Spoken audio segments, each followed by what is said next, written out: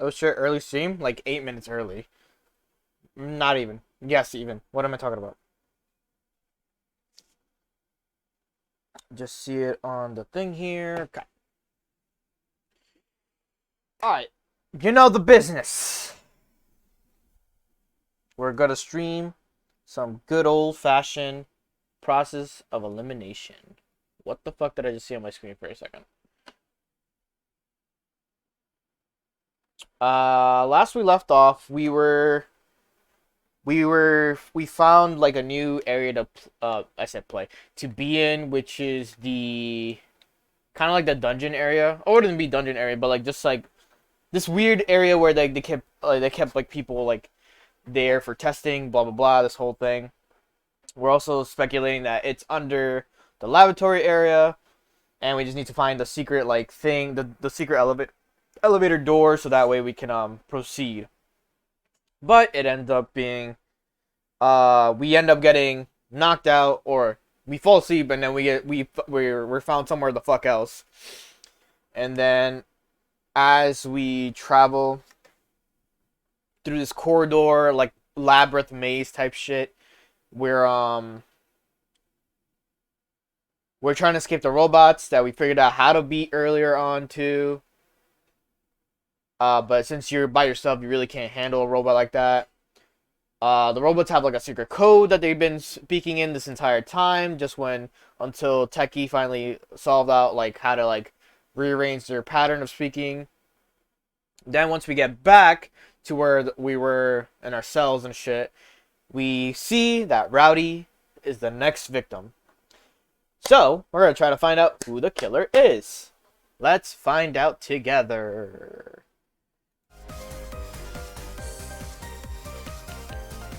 It's happening. Also, I didn't check the gallery for something. Oh yeah, that's during the investigation we do that. We get these things. Let's see. Did we miss a scene? We did not miss any single scene. Damn, all that happened? Yeah, bro. I forgot when you left, but I remember you left some time ago. Yep. We are 56% done of the CG stuff. Alright, let's continue. Wait. This one. Yes? Yes. いい加減白状なさったらいかがですの？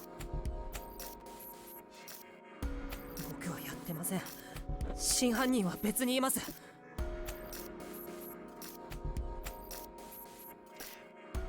I've been bound with rope and made to sit on the ground as per Pasha's orders. The rest of the detectives crowd around and begin hounding me with questions. Yeah. You missed like the half portion. You were like seeing like them being chill. The other half portion was just dramatic shit, crazy shit, fucking who died. That's what happened overall. Dopo informed me when Rowdy's corpse was discovered. Oh, she already read that. Or she said that. それに何より、あの牢屋の鍵は大和さんの衣服の中にありましたの。隠し通路を使ったあなた以外に侵入する方法などないのですわ。君が通ってきた地下の通路を調べさせてもらったよ。あの地下通路はまるでモグラの巣みたいに全ての牢屋とつながっているみたいだね。例の SPX が出てきた通路とつながっていることも確認できた。まさかこんな恐ろしい通路が地下に伸びているなんてね。そうだったんですか。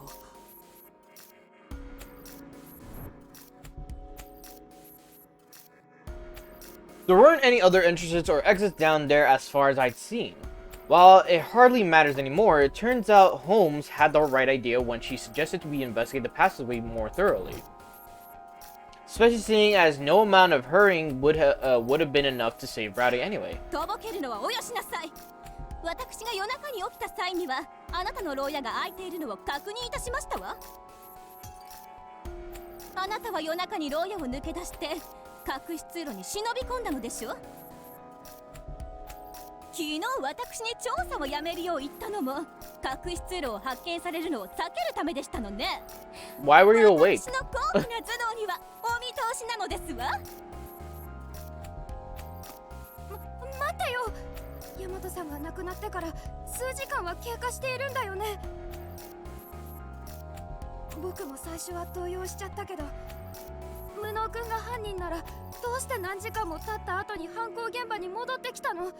そんなのおかしいよ。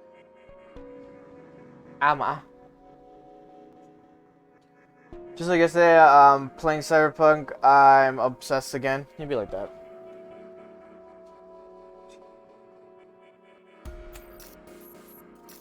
That is true. Why would I return? 大方、ライトのバッテリーを切らして隠し通路から出られなくなったのでしょう。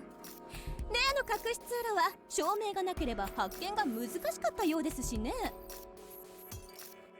苦肉の策として犯人ならば決して取らない行動を取ることで疑いの目を避けようとしたのではございませんこと。庶民らしい浅くて卑しい発想ですわ。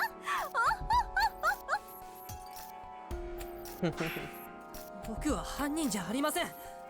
大和さんを殺した真犯人は必ずこの中にいるはずなんです。 Among Us. 僕が必ず見つけ出しますから、この拘束を解いてください。ここでじっとしているわけにはいきません。検視が終わったよ。死因は心臓を人差しにされたことによる心停止。凶器は見ての通り SPX に内蔵されていた針さ。見事なまでの即死だね。今から4時間前といえば照明一つない暗闇の中だ。そんな中で胸を正確に貫くなんて犯人の腕前は大したものだよ。I'm still curious to why Renegade switched rooms with Doleful though. 犯行時刻は午前3時。私たちの中にアリバイがある人はいません。 Yeah, Bookworm trusts me. 少女は無能探偵以外の犯人の可能性を提示した。 She's trying to confirm that no one had an alibi. 同意します。そもそも凶器の針が持ち去られた際に無能さんは僕らと一緒に行動していました。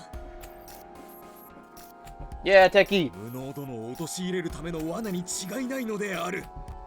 我々が必ず無能殿の身の潔白を証明してみせるのである。ねえ、下道ちゃん、一ついいかしら。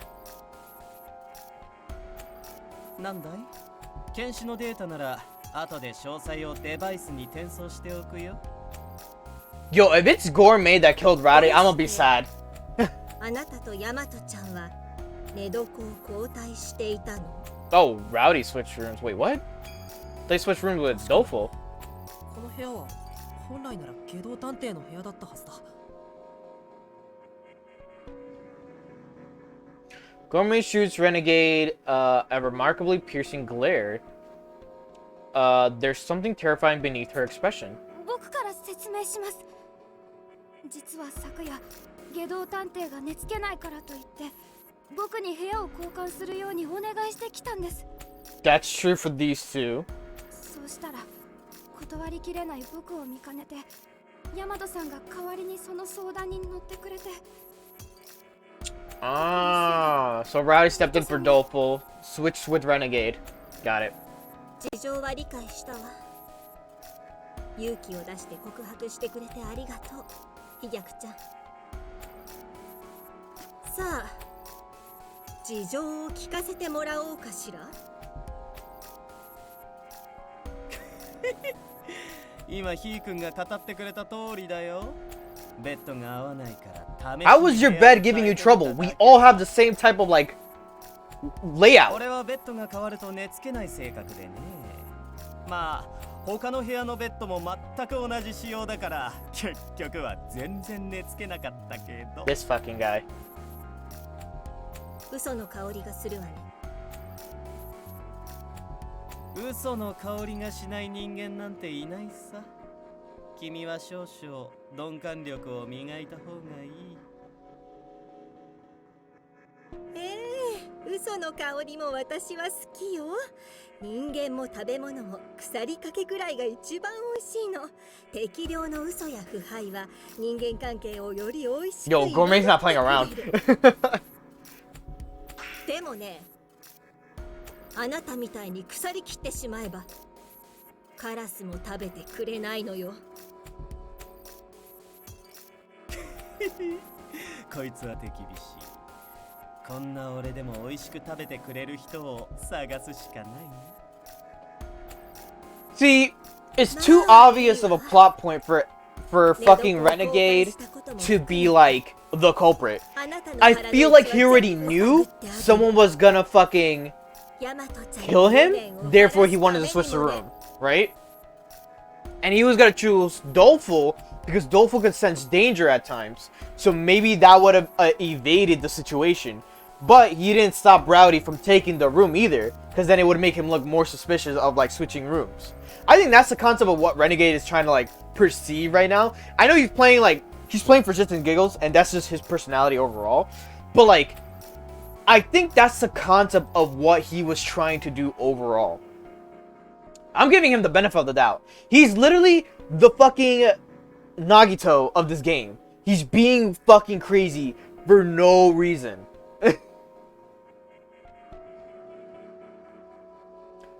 He's Byakuya and Nagito mixed together. This like high stride of like all of you can fucking eat it, and then like I just want you guys to strive.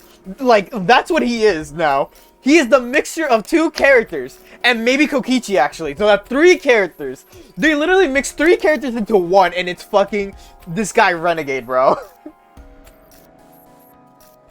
Renegade's wild as fuck. He is.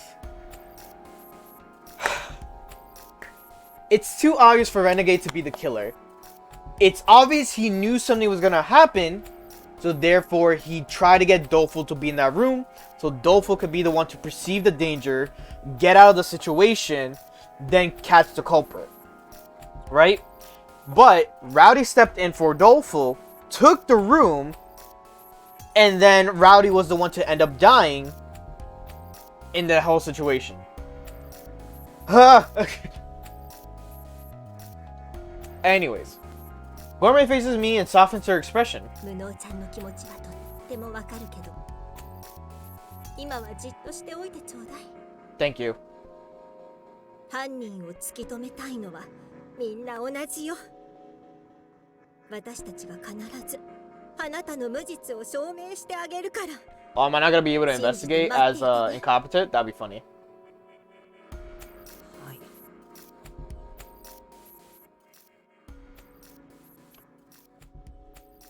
Alright, some of the others are coming to my defense, but without any evidence in my favor, there isn't much I can do right now.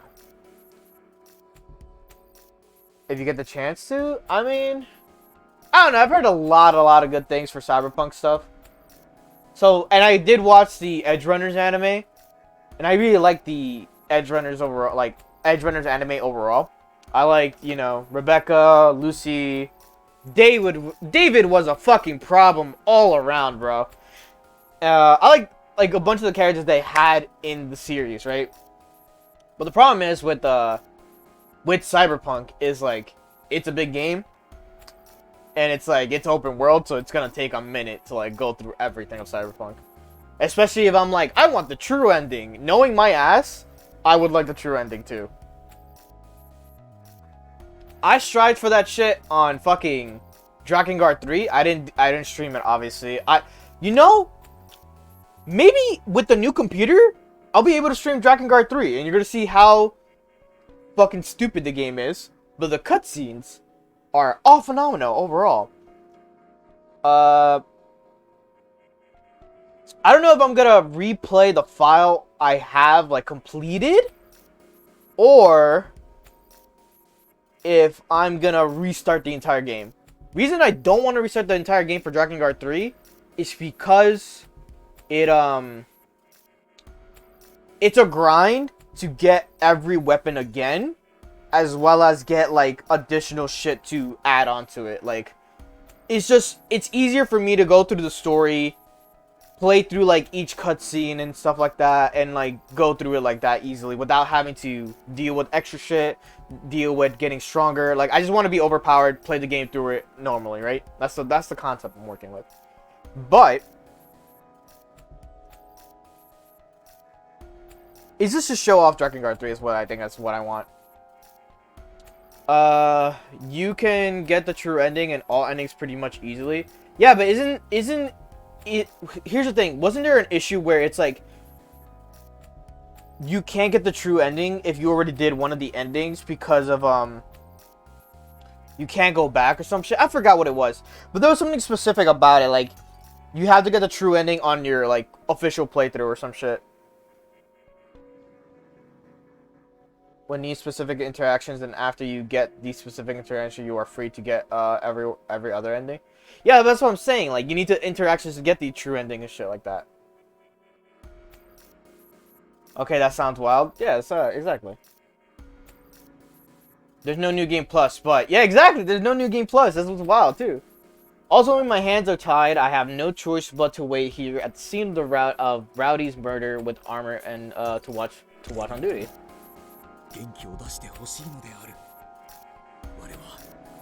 You finish an ending, it takes you back to the mission before the final mission, so you can get different endings. With only the two of us remaining in the cell, Armor speaks to me with candid concern. Even now, he's willing to trust and look out for me. He truly is an honest, kind-hearted soul. Suddenly, Holmes materializes beside Armor to chide me. こんなところでじっとしているのか？君は悲劇を覆すためにあの迷宮を脱出してきたのだろ？悲劇を防げなかったじゃないですか。疑惑だらけの今の僕に何ができるんですか？ Oh, and let me tell you about Drakengard 3's fucking final boss. It's hard, but rewarding in a sense. いや、まだある。君がみんなに指示を出してこの事件を解決に導くんだ。Yeah, I know. That's why I was like, if I get the new PC, I'll probably like stream it on there instead of this one. PC is ancient. I don't want to say it's ancient. I just say it's tired. It's worked so long for my life. Like, it still runs pretty well. It's now getting the stress of streaming, using my VTuber, and then playing the game on the system. So that's why it's like having an issue with everything overall. And like the CPU is just like, I can't handle this anymore. Like, you gotta give me like less stress. I pushed this computer for so long at this point, where it's like, I think it's time to finally upgrade.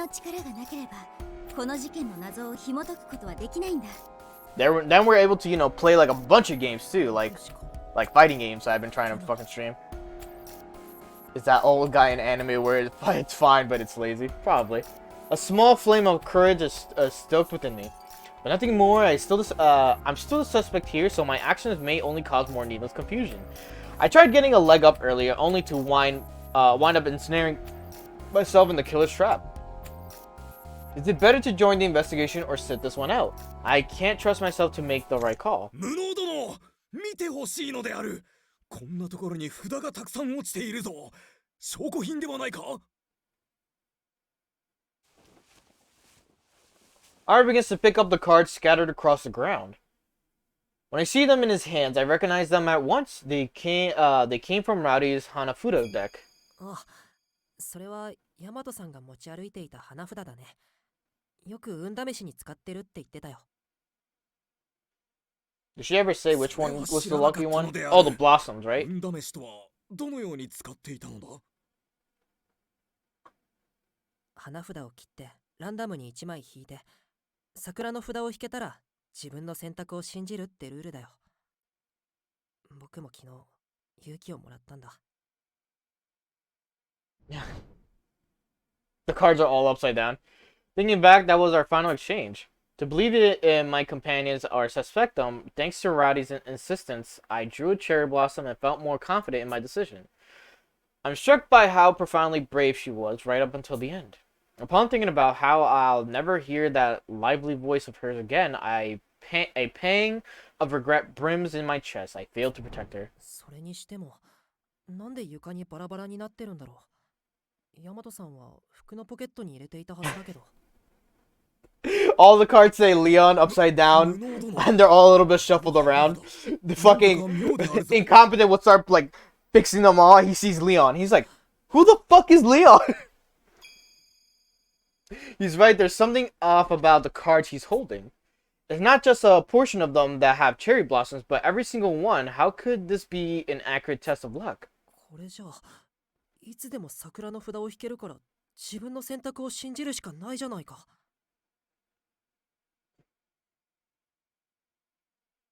Come's like, who? もし The かした fuck? らこの札は運試しのためではなく自分の選択を後押しするためのものだったのかもしれないな。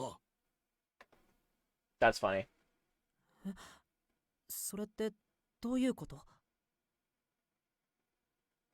桜の札を引けば自分の選択を信じるしかない運試しで、桜の札しか用意していないのならば何があっても自分の選択を信じることになるであろう。つまりこの札を引くこととはすなわち自分の選択を信じることと同義なのだ。Warma says makes sense. I get it now. It's pretty on brand for Rowdy now that I think about it. ヤマトさんは一度決めたら絶対に迷わなかったもんね。うん。きっと飛脚殿の代わりにこの部屋で眠ったことにも起こることはあれど後悔はないのであろうな。惜しい人を亡くしてしまったな。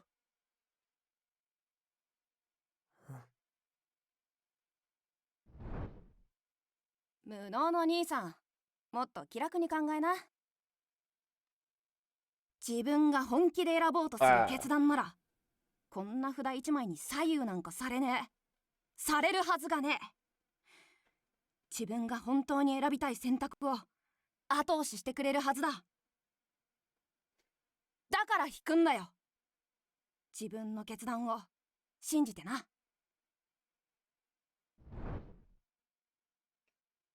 What are Rowdy's words from yesterday repeat in my head? Right, I've already trusted in my decision up until this point. Nothing's to be gained from regret, so I need to stop second guessing myself and make a choice. The only path is forward. ウソさん、僕のロープをちぎってもらってもいいかな。無能殿、やるのだな。Of course. What do you think I'm gonna do?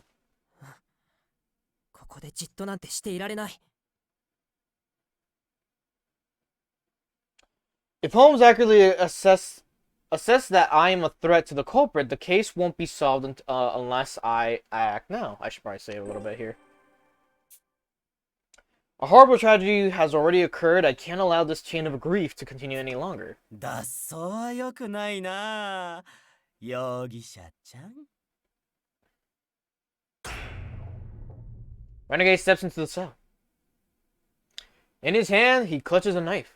機動探偵、ナイフを持ち出して何のつもりだよ。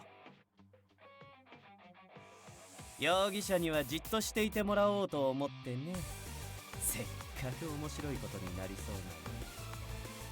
君に動かれると困るんだよ。しばらく眠っていてもらうよ。くえ、そんなことはさせないのである。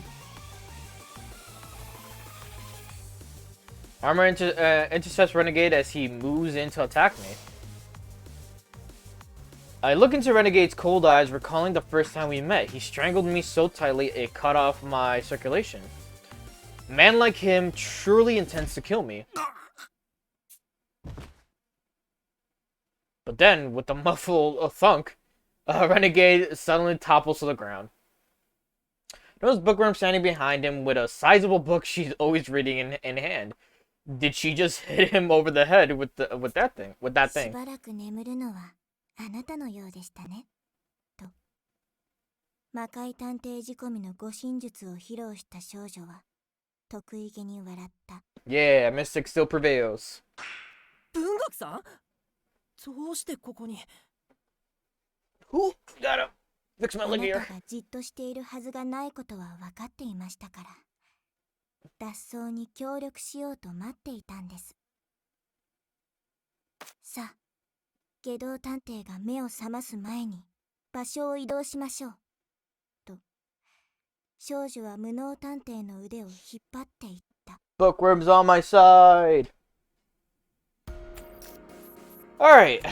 We continue talking to as Bookworm pulls me by the hand into a new location away from the other detectives. 仲間を襲うなど下道殿は何を考えているのであろうな。 I mean, he was a murderer before, so it makes sense that his fucking sanity is all over the place. きっと彼は何かを知っているのでしょう。無能探偵、あなたはこの事件をどう紐解くつもりですか？私はあなたの力になります。と、少女は自分の意志を伝えた。文学さんいいの僕は容疑者なのに。あなたは魔界探偵の仇を討ってくれた人です。他の誰があなたを疑っても、私はあなたを信じますよ。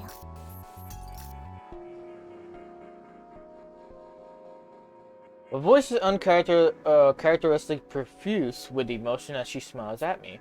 Right now, suspecting me is the obvious thing to do. That she would say such kind words to me regardless hits me right in the heart, in my heart. 我も無能殿を信じるぞ。我と無能殿は Yo, Armor's like the bro. He's there by your side no matter what. Doleful, he was there for a moment, and now he's like, shit, man. I caught you with the murder. What's happening? Like, Doleful, do you really think I did it? Me. He's just like, 信じてくれてありがとう。 I can't see any other reason. I'm like, Doleful. よかったな、バトカル。これは君の積み上げてきた行動の結果だよ。状況は確かに絶望的だが、武装君たちのように信じてくれる仲間はいる。君の手で探偵たちを導けば、必ず悲劇を覆せるはずだ。I feel like the next thing is gonna be the fucking investigation. You can't save during the investigation, which sucks. 大切なことをしておこう。さて、前回も教えたことだが、それは何かな？ Finish off Renegade. Organize the crimes keys aspects threaten the other detectives. Organize the crime key aspects. Why were the other two so violent? まずは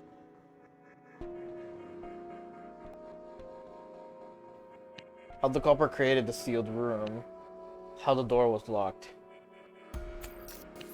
How the culprit entered the sealed room. How the culprit created the sealed room. Well, no. So, the victim... So, Rowdy would close the door to the room, making it sealed. How the door was locked was by Rowdy when she locked it with the key. How the culprit entered the sealed room is pretty much through the way, right? 密室にどう入ったのか。大和さんは間違いなく眠る前に鍵を胸にしまっていたはず。 Exactly. その密室の中、どうやって大和さんを殺害してみせたのか、方法を解き明かさないといけない。二つ目は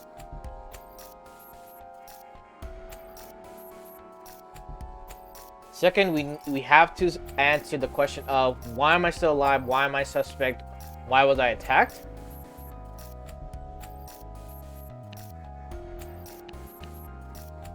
Why I'm a suspect? Wrong. No, that doesn't matter now. The real question is why the culprit would take such a huge risk. Okay. Why I was attacked? 僕が襲われた理由。僕が襲われた時、おそらく犯人は犯行前で犯行を見られたわけでもない。それなのにわざわざ僕を襲って遠く離れた場所まで移動させた。これは殺すよりもずっとリスクが高い行動だ。どうして僕を襲って犯人に仕立て上げたのか、その理由も捜査において重要だと思う。そして3つ目は、 Okay. Brad is caused death. What time the crime was committed? The cards scattered on the floor.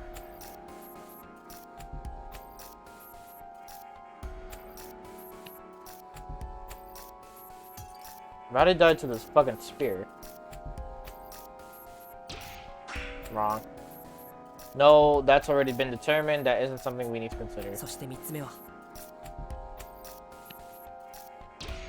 It was the cards. Okay, I wasn't sure if it was 散らばってい cards. た花札。ヤマトさんは服のポケットに花札をしまっていた。床にばらまかれたことには間違いなく何らかの意図があるはずだ。この3つの謎を解くために僕らはまずは犯行現場を確認しよう。きっとそれがこの事件の謎を解く上で大切なことだ。よーし、早速捜査開始なのである。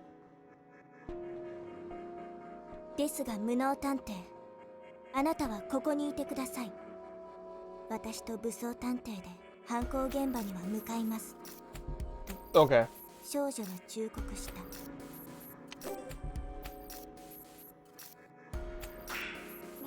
どうして2人だけに任せるなんてできない。僕も行くよ。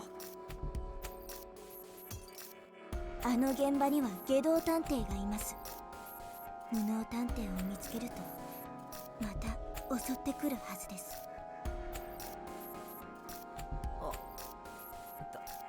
確かに。 I can't speak to his aims, but I highly doubt stopping him once would be enough to deter a second attempt.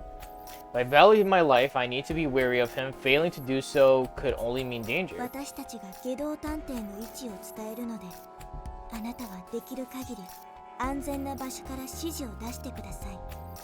と、少女は冷静な判断を促した。 Oh, is he gonna be chasing me during this whole thing? Like during the investigation portion? それが良さそうだな。 That's gonna be kind of a little bit of an issue, because I'm like, damn, I gotta like 無能殿は run around 指 and 示に集中してほ shit. しいのである。ありがとう2人とも。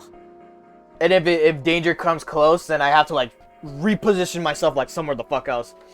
Hard to believe I'm stuck hiding from a fellow detective. Either way, investigating the those three critical points and avoiding Renegade are the priorities for now. You may have provided me with an unexpected challenge, but this is no time to みん falter. な頑張ろう。僕らの手でこの悲劇を覆すんだ。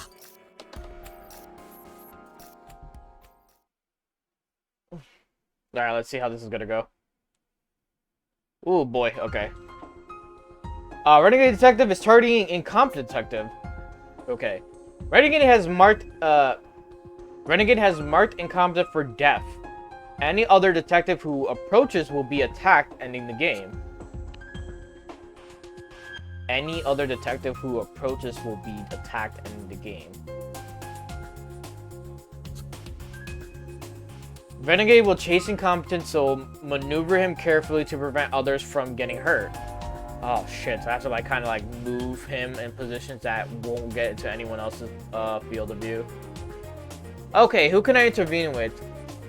Techie, Bookworm, obviously you, and what's his name? And Armor. Man, this is a issue overall. Got it, okay. Where is Incompetent, actually?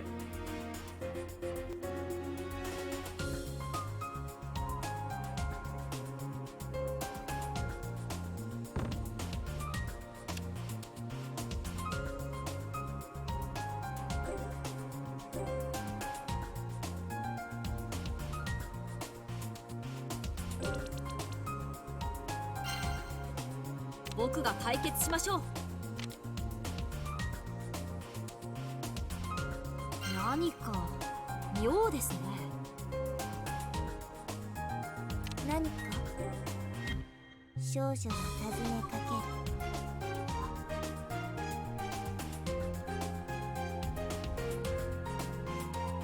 I need to see what path he's gonna take. That's the problem right now.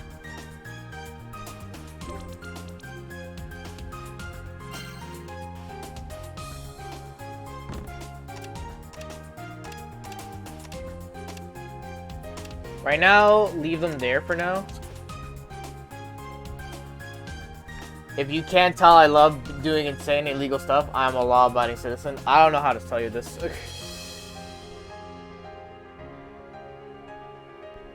Fuck, what was it? Move them, it's with Y? Yeah, move them with Y.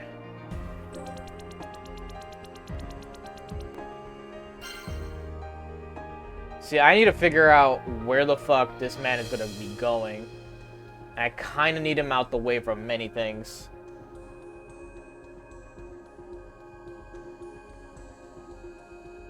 Let's see here. Preliminary, yep. This is complete. 科学的に考えましょう。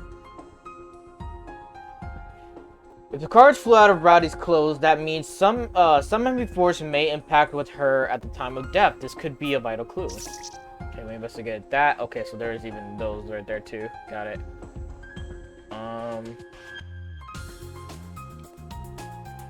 Yeah.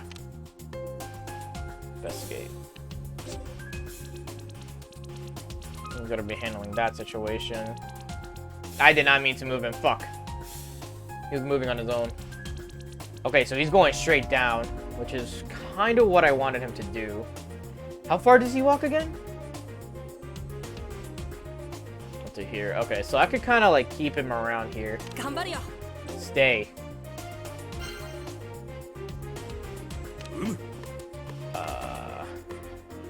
Inspect. 片っ端から探すのだ。少女は黙したまま一度うなずいて面倒くさいと言いつつ少女は調べ出す。僕が解決しましょう。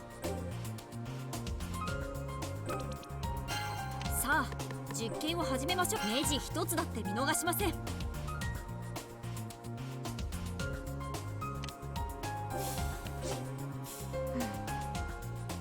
Elementary mused the girl, imitating the genius psyche's professor out of a certain TV show. The color of thickness informs me that this is one of the SPX's wires. Why is it so out of place? This demands an investigation. Evidence required SPX wire. As I've happened upon new information now to share this findings with the group. Okay, so that's out the way now. And then let's see, investigate. Yep. So they solved that. Thank you for doing that automatically over there. Incompetent testimony says the culprit brought the chair close to the SPX's remains. Assuming the commoner is innocent, this is the vital clue. Evidence acquired, warden's chair. Not something outside. Oh, they even do that for me! New information, huh? I'd better CC everyone ASAP. Didn't find the keywords for me. I'm actually kind of glad they did that. Okay. So, how far could he reach me with this now? Alright. Kind of can move around this way now. It's kind of make him chase me around. Okay.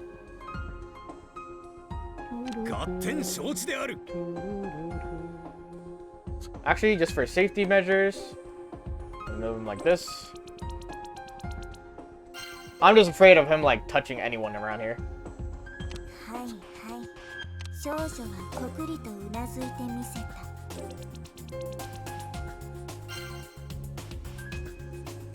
She's working on that. Okay, so Teki has to move 僕 over にご用で there. すか？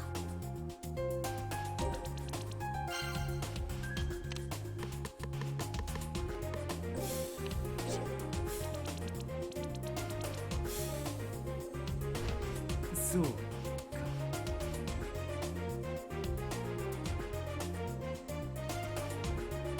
I'm gonna be right back. Give me like maybe 5 minutes. This is just gonna be playing out for a moment, but I'll be right back.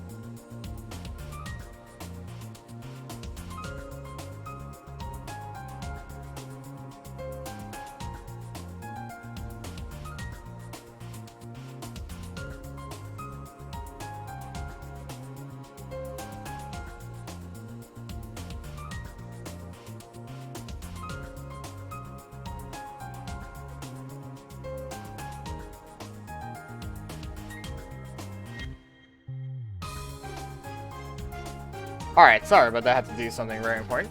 But I'm back. I'm back. Where the fuck is my shit? My wire. Stop it. There you go. How long was I gone? Like 10 minutes? Alright. This is the Proficient paint. It glows in the dark. One could find a myride, I don't know how to pronounce that word, of uses for it in the dark, so like this. Things acquired.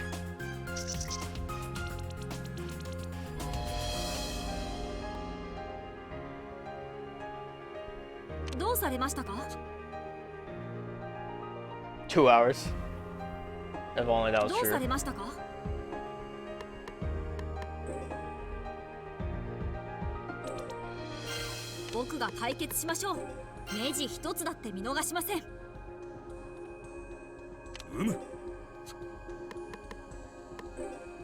片っ端から探すのだ。何か用ですかと根気強く調べましょう。少女は気合いを入れた。 How far is he?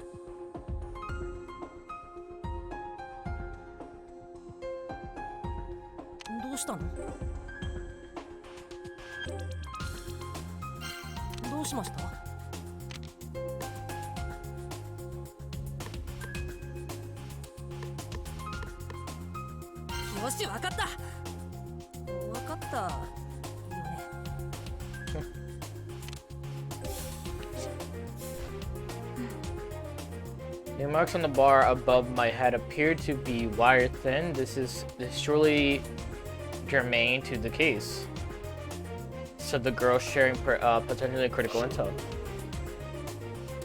Scratches of cell bars. To everyone else, or maybe not. No, better safe than sorry. Oh, I fast forward like twice. Undistributed webs.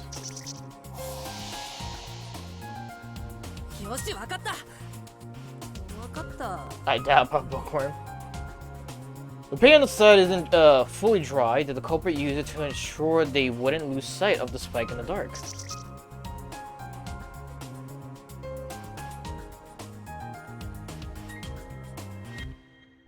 少女は黙したまま一度うなずいた。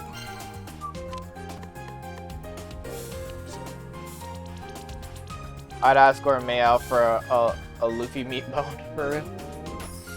はあ The でもないでしょう The culprit took the chair from the warden's room, chanced upon Watto, then attacked. How plebeian. Surely there were options aside from violence. Assault location.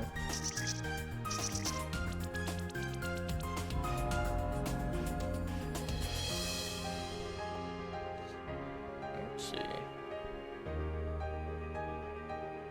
どうされましたか Move you over here, buddy.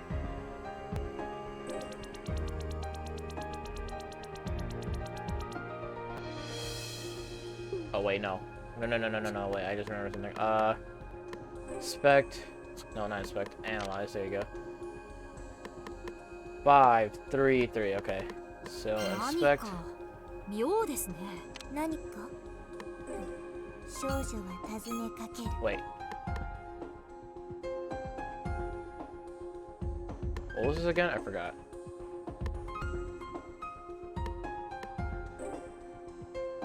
めんどくさいと言いつつ少女は調べ出す。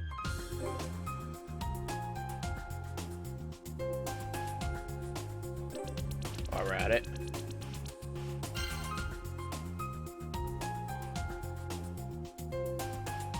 He's catching up pretty fast.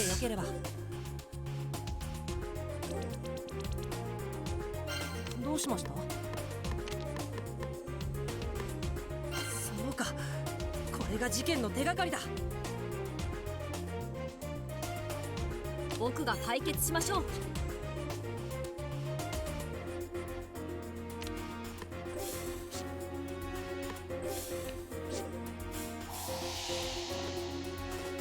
科学的に考えましょう。The metal shaving on the cell bar and bed chain match this wire. The Cobra must have used this, then tried to dispose of the evidence. つまり These marks were left by a thin strand scraping against the bars, which means the crime involved attaching wires up high and pulling them taut. Alright, and then... 少女はこくりとうなずいてみせ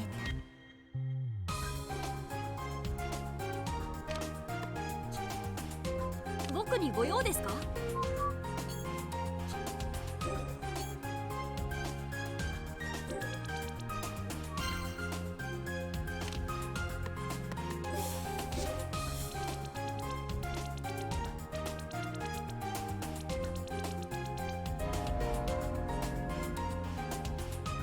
少女は黙したまま一度うなずいた。 I'm so stupid, I completely forgot. 次の謎を探しましょう。僕が解決しましょう。 Like, how do you use infer? どうされましたか？ Yes, what have we not analyzed yet? どんな証拠品だって調べ尽くします。合点承知である。片っ端から探すのだ。僕でよければ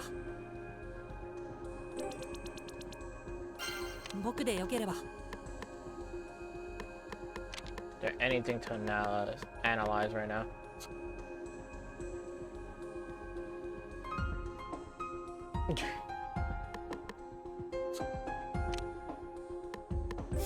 Preliminaries.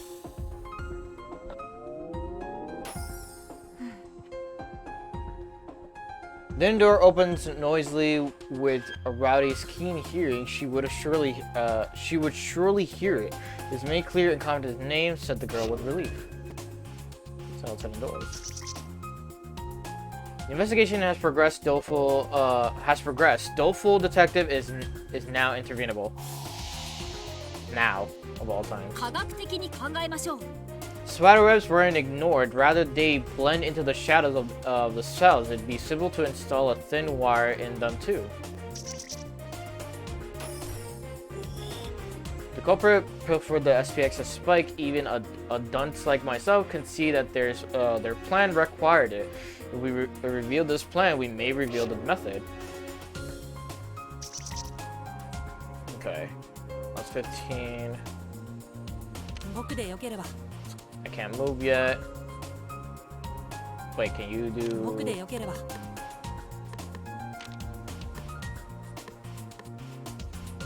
Perfect, you can do that while you're こ waiting. れが事件の手がかりだ。どうしたの？ How much is that one? 15? Alright, let's move you. どうしたの？ Actually, just move you regularly and see what happens from then on. 何か用かな？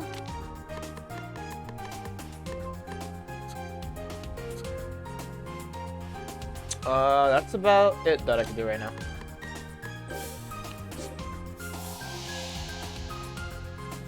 よし、わかった。 The spike seems off somehow. It's shorter than the last time we saw it. Did the culprit use the wire saw to adjust it? But what on earth for? There you go. And then that appears, yeah. I actually can't do that right now, okay. So once that happens, yep, investigate.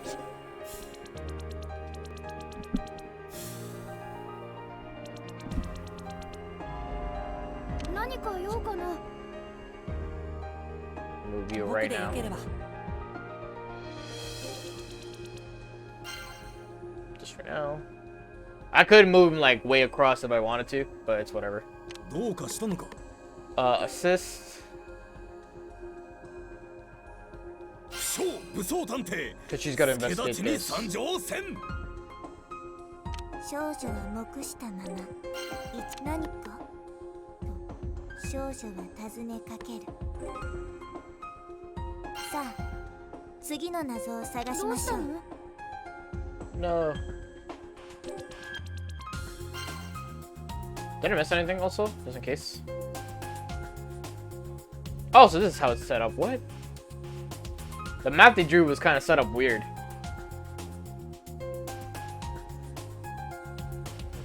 importance. Okay. 僕が解決しましょう。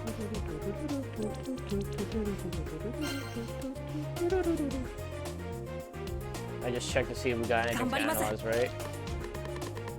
Yeah, okay.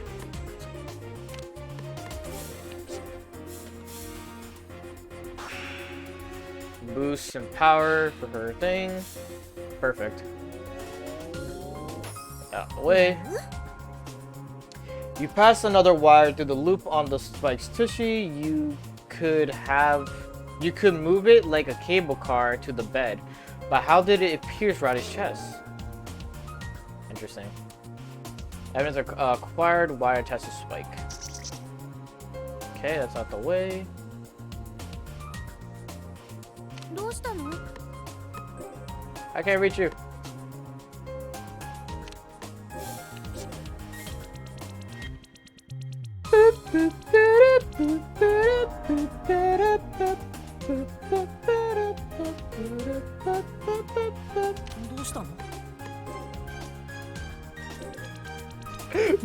I like the concept idea that fucking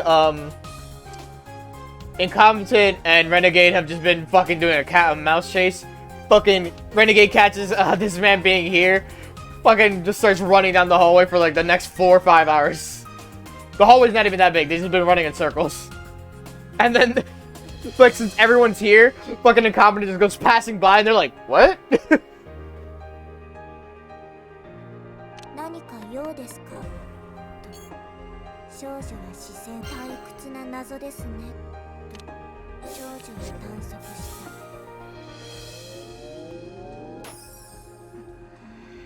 Them cards say it all. To damage the bed like this, you have to sandwich the spike between it and the wall, then close it real hard, see? Meaning there's only one way to do the deed, capiche? Said the girl, channeling Rowdy Spirit. So was like the spike on the wall and like she got slammed into the fucking thing? That's kind of wild. Investigation complete. Continue to result screen. Yeah, I don't have any extra shit to go look for. Oh, but I don't have residual thoughts. What? I don't know what those are. I gotta look for those now. 庶民のくせに私たちを集めるなど不敬にも程がありますわ。真犯人が分かったというのは本当なのでしょうね。本当です。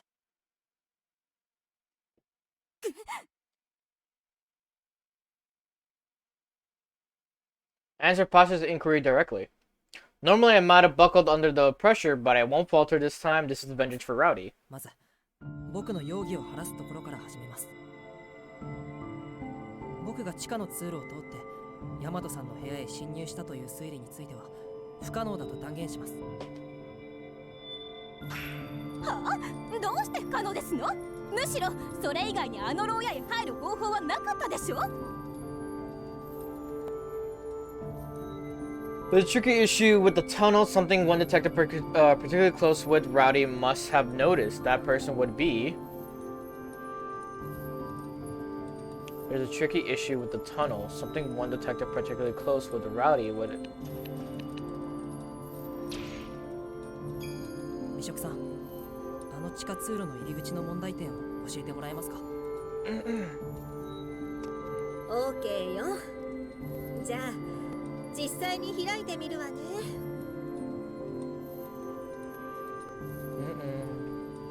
That gourmet climbed into the passage and began opening the door. As she did, noises. すごい音だね。ええ、ヤマトちゃんはとっても耳がいい子だったでしょ。そんな子が果たしてこの音に気づかずに眠ったままだなんてありえるかしら。 I think she'll wake up like pissed off too. それはそうだね。そう、美食さんの言う通り、この地下通路から出るのにはとても音が鳴るんです。これでは隣の部屋の人に気づかれるかもしれません。まして聴力に優れていたヤマトさんに気づかれずに侵入するだなんて無理に決まっています。お待ちなさい。犯人はなぜこのような失態を犯しましたの？このような問題点少し試せば気づけたでしょうに。僕たちの目があったから試せなかったんだと思います。おそらくこの犯行は突発的でギャンブル的なものだった。だからこそ犯人は荒を残してしまっているんです。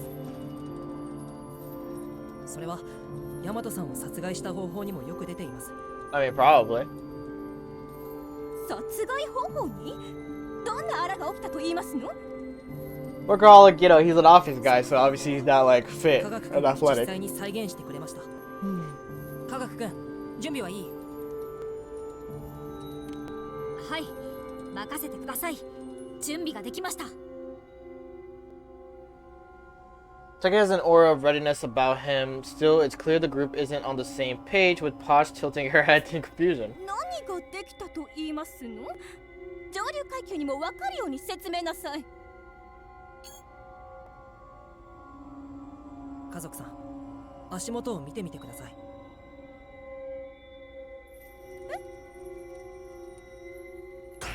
これは床をワイヤーが伝っている。どうして私気づけなかったんですの？それによく見ると壁掛けベッドのチェーンに結びつけられているじゃありませんの。何ですのこのワイヤーは一体。 Well, let me explain. このワイヤーは地下牢の中で見つかったものです。正体は家族さんもよく知っているはずですよ。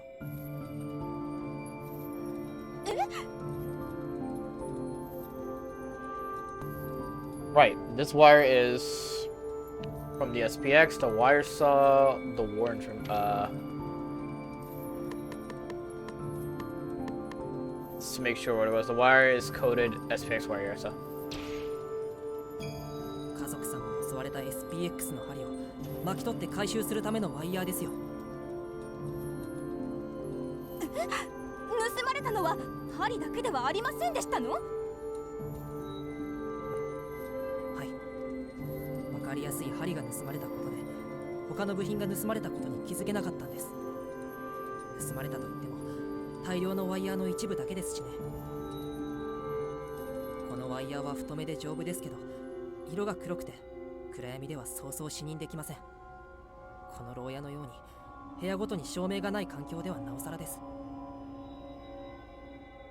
このワイヤーを床に伝わせて壁に沿う形で入り口まで伸ばせば部屋に入らなくてもワイヤーで中に干渉できるでしょうね。そう、科学君の言う通りだよ。犯人は犯行前、おそらく消灯時間の直前にヤマトさんの眠っていた部屋のベッドのチェーンと柵とワイヤーで結びつけたんだ。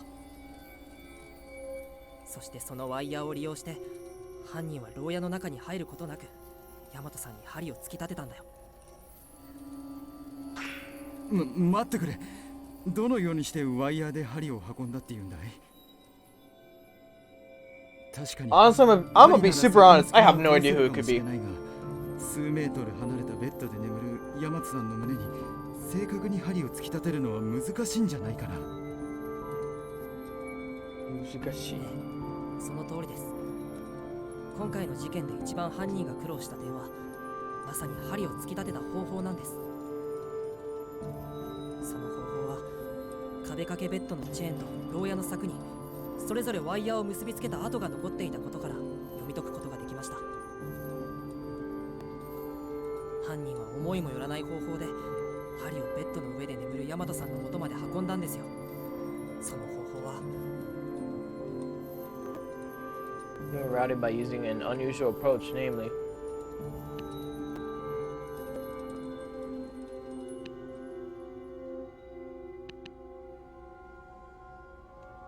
throwing the spike with a lasso. What? Wire attached to the spike. A loop of wire has been attached to the base of the spike. Was it used to move it somewhere?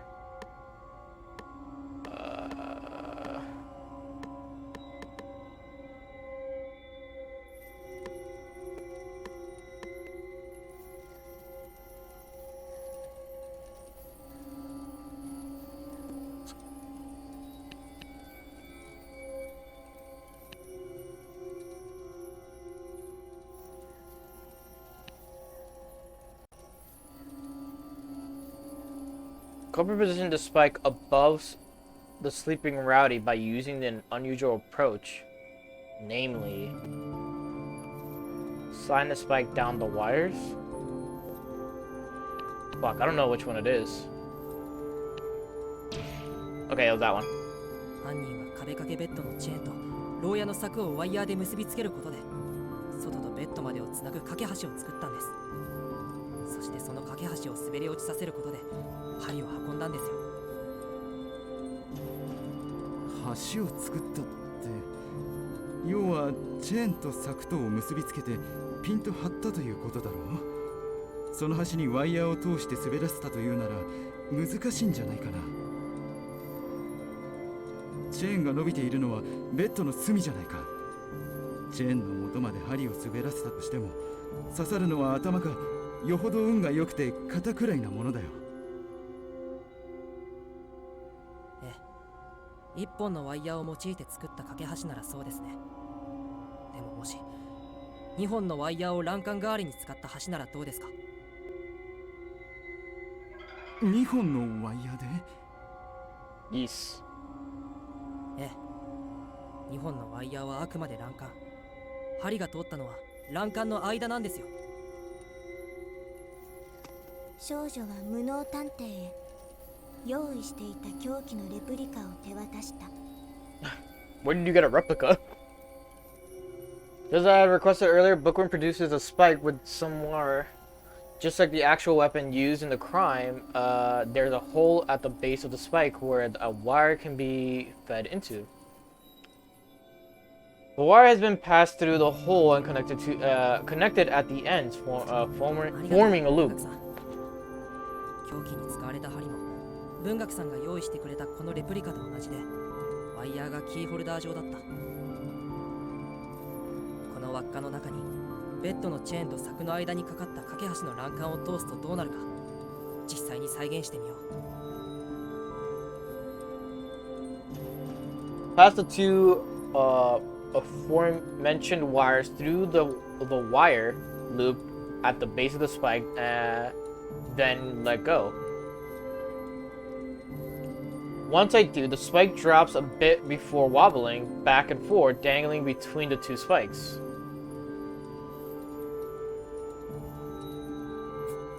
このように輪っかにワイヤーを通して手を離すと針が吊り下げられた状態になる。このままじゃ針はベッドまで運べない。だからここからさらに変化をつけてあげなきゃダメだ。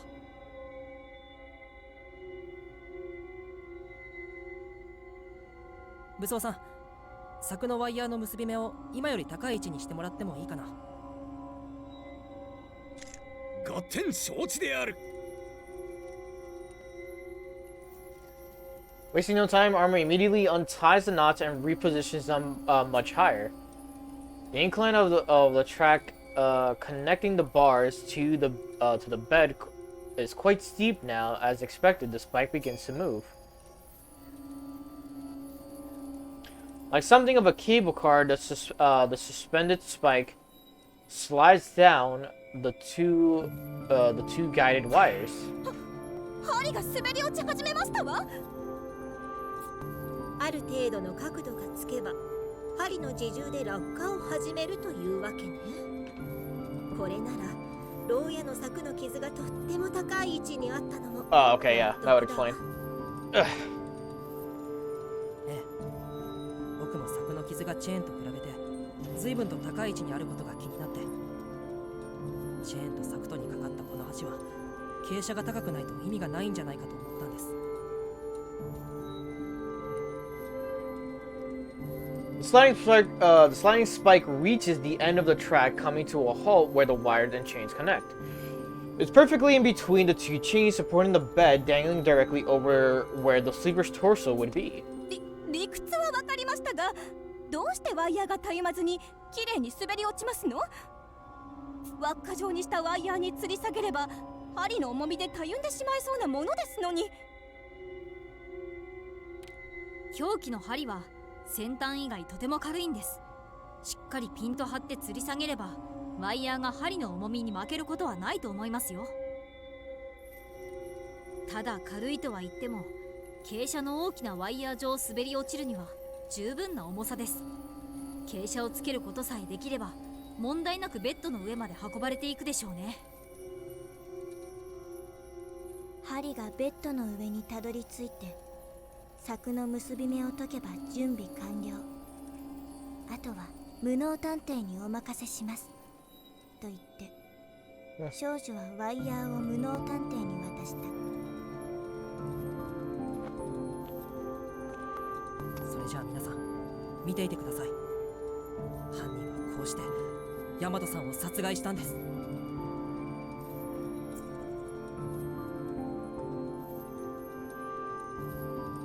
First, I untie one wire.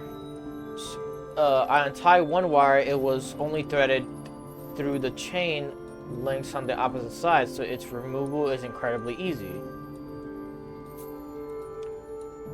Upon doing so, the suspended spike wobbles and falls towards the bed, but that momentum alone wouldn't be enough to stab someone. The design of the bed, however, was exploited to compensate for this. この壁掛けベッドは構造上チェーンを引っ張ると閉じていきます。こんな具合に。Grasping the second wire, I yanked with all my might. The chain is pulled along with it.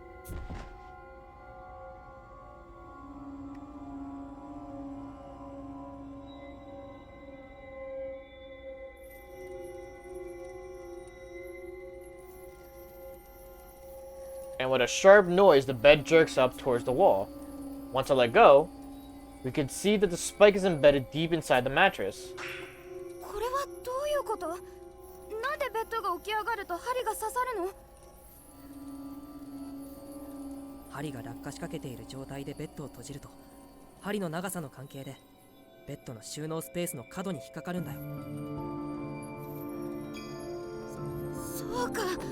だから犯人は針を事前に回収してベッドに引っかかる長さに調整していたんだね。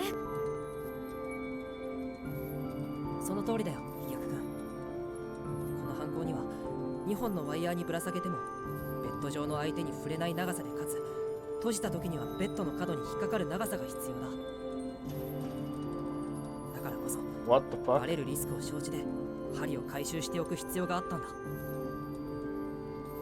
でも犯行中に犯人にとって想定外の事態が発生してどうしてもあるものが必要になったんだ。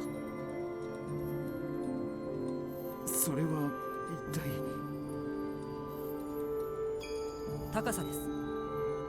科学君が説明してくれていた通り、このトリックには針をベッド上へと滑らせるためにワイヤーで十分な傾斜をつける必要がある。でも犯人は犯行の際に自分の手が届く高さでは結び目の位置が低すぎたせいで針が滑り落ちていかず、急遽結び目を上につけ直す必要が出てきてしまったんだ。高さが必要とはどのようにすれば手に入るのである？まさか犯人が自らの体に骨延長。 So this person is short, you say? Posh? 現実的には手に入れるのは難しいよね。でも I swear, if it is Posh, that's gonna be sad, because I'm like, oh, no character development for her. That she was getting some. The culprit gained height by using the stool, the wall bed, the warden's room chair. 犯人は看守室の椅子を利用することで身長を補ったんだ。SPX の調査の際に看守室から持ってきた椅子のことか。そうだよ。きっと僕らが使っていたのを見ていたからとっさに思いついたんだろうね。そして犯人は椅子の上に乗って柵の高い位置にワイヤーを結び直した後、改めて針を落としたんだ。でもここで犯人は致命的なミスを犯してしまった。何をしでかしたと言いますの？もったいぶらずに早く言いなさい。看守室から椅子を運ぶ途中で偶然通りかかった僕と遭遇してしまったんだ。途中であるはずのない場所に椅子が置かれていた覚えもあるから間違いないよ。Oh, yeah. 目撃者を殺しにかかったのでしょ。別に犯人側からすれば真っ当な行動に思えますけど。椅子を運んでいる現場さえ見られなければ看守室へお手洗いに行っていたと言えば済む話です。人一人を殺すよりもずっとリスクが低いと思いませんか？つまり犯人はこの図面の中であの場所にいたらおかしな人物なんですよ。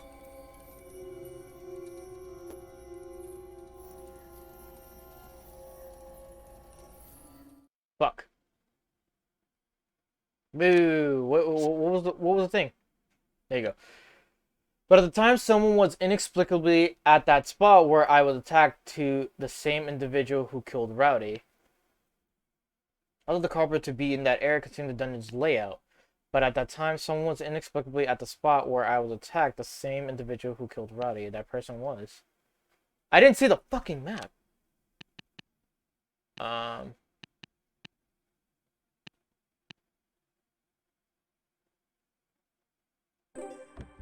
Not what I wanted.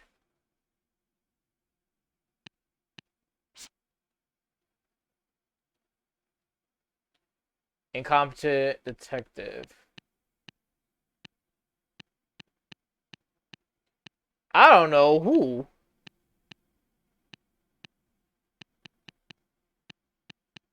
Didn't see the fucking thing.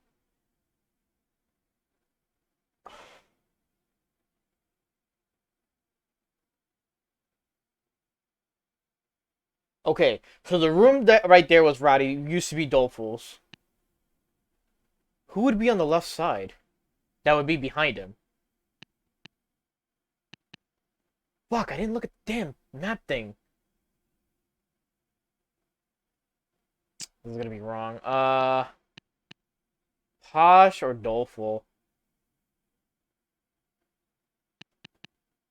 Fuck it, I'm gonna just say Posh. もっと考えるんだ。 Please. Okay, so it wasn't Posh, therefore it had... Also, I fucked up the thing. Okay, yeah, I'm fucking もっ up. と考えるんだ。 Oh, look at that fucking influence going down.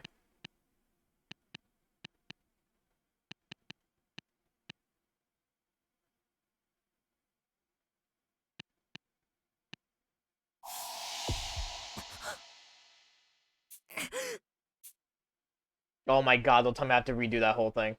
Yo. 庶民のくせに私たちを集めるなど不敬にも程がありますわ。 What the fuck just happened? Oh my god. Did it restart from the beginning? 真犯人が分かった。本当です。 Oh, no, no, no. It didn't restart from the beginning. I know where we are.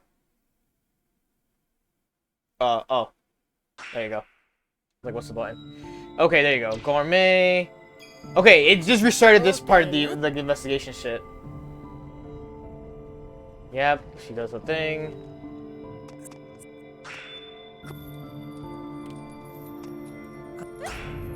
The wires from the SPX.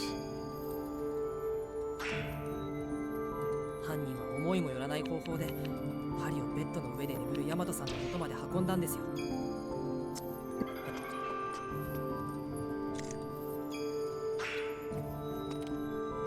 針がベッドの上にたどり着いて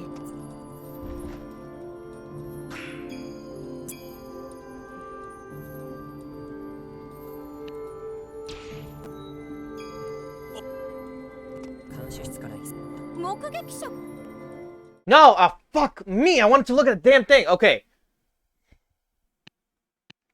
I can't look back at the damn text. Wasn't Posh, it wasn't Doleful, it wasn't Bookworm.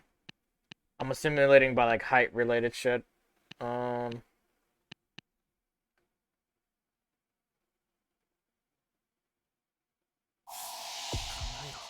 it's not right. Calm down.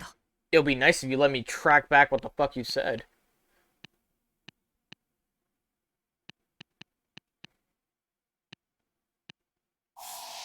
そうですよね。社畜探偵。 You can't be fucking serious.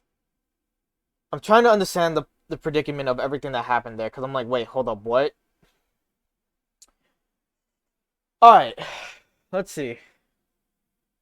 あなたこそヤマトさんを刺し殺した犯人なんだ。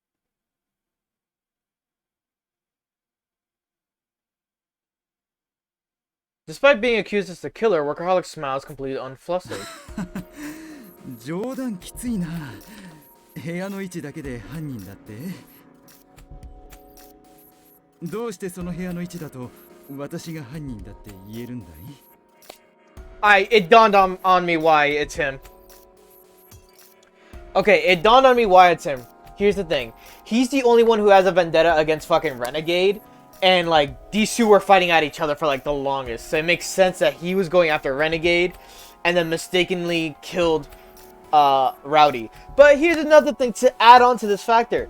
The height that they were saying that he required to be taller. How tall is this man? Like, is he short? Like, hold up. Where is this man? Does it show his height here? It doesn't show his height. But, like, he doesn't look short, right? It's the premise. Like, I'm pretty sure this man can, like, go lifting up a bit, tying the knots, and that's it. He doesn't need the chair. That makes so unsense. This is just what I expect from a veteran detective. His reply is calm and his voice is quiet. Before coming to this island, I might have lost faith in my theory and abandoned it. But I'm not hesitating anymore. I'll trust myself on this the way Rowdy would have. It was odd for Workaholic to be where I saw him because... Can we, like, check the map? Something? Why is that not part of the evidence? It's the layout. That's so dumb. Anyways. It's far from his room, but I'm not hesitating anymore. I'll trust myself, Workaholic, to be where the lights weren't on. Wait. It was odd for Workaholic to be where I saw him because it's not on the way to the bathroom. It's far from his room? Yes. No, what? Oh. Then the bathroom. Yeah, because it'll be straightforward for him. 部屋を割り当てられたあなたは手洗い場のある監視室へ行くのに表側を通る必要なんてないからですよ。あの場所で姿を見られたら致命的だと判断したんでしょう。なら科学君も当てはまるじゃないか。私だけを容疑者扱いなんてひどいと思うよ。 That's true. That's true if it's just based on the room location. Techie is a suspect too, but the trick used for the crime proves Techie can't be the culprit. That's because it's close to Rowdy. Techie uses a wheelchair. Techie can't stand or walk.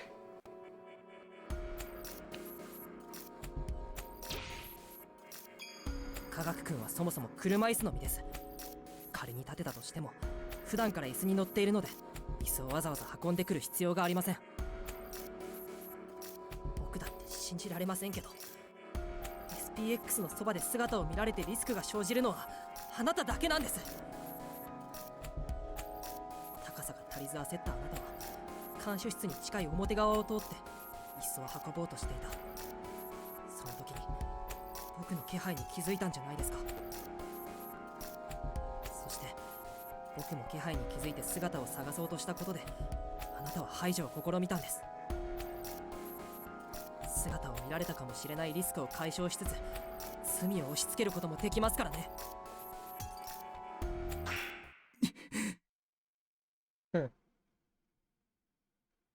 Workaholic's face changes color. Though I'm having to catch the culprit, my heart feels heavy at the same time. To think Workaholic would do this, I don't know. I can't believe it. But there's no going back now. I have to soldier on without faltering. Am I? どうして私がヤマト君を殺さないといけないんだ。 That's the key right here. You weren't going after Rowdy. Never ever heard Workaholic speak with such a cold voice. It freezes me in my tracks. He turns my way, pure eerie etched on his expression. 私は探偵同盟の創設期から活動をしている。がなぜ同じ同盟の仲間を傷つけないといけないんだ。疑わしいのはわかる。確かに君の推理には筋が通っているからね。だ動機の不鮮明なのに疑うなんて探偵失格なんじゃないのか。 Well, let me see. それは動機もわからないまま犯人扱いし、人一人の人生を狂わせるなら探偵が最もやってはいけないことだ。どうなんだ。答えろ無能探偵。 He rebukes me with foray. His threatening demeanor causing me to trip over my tongue. I can't find the words to fight back. My theory should be correct, but his harsh rebuttal makes me unsure. Did I really get this right? ひるむな、バト君。君の推理は正しい。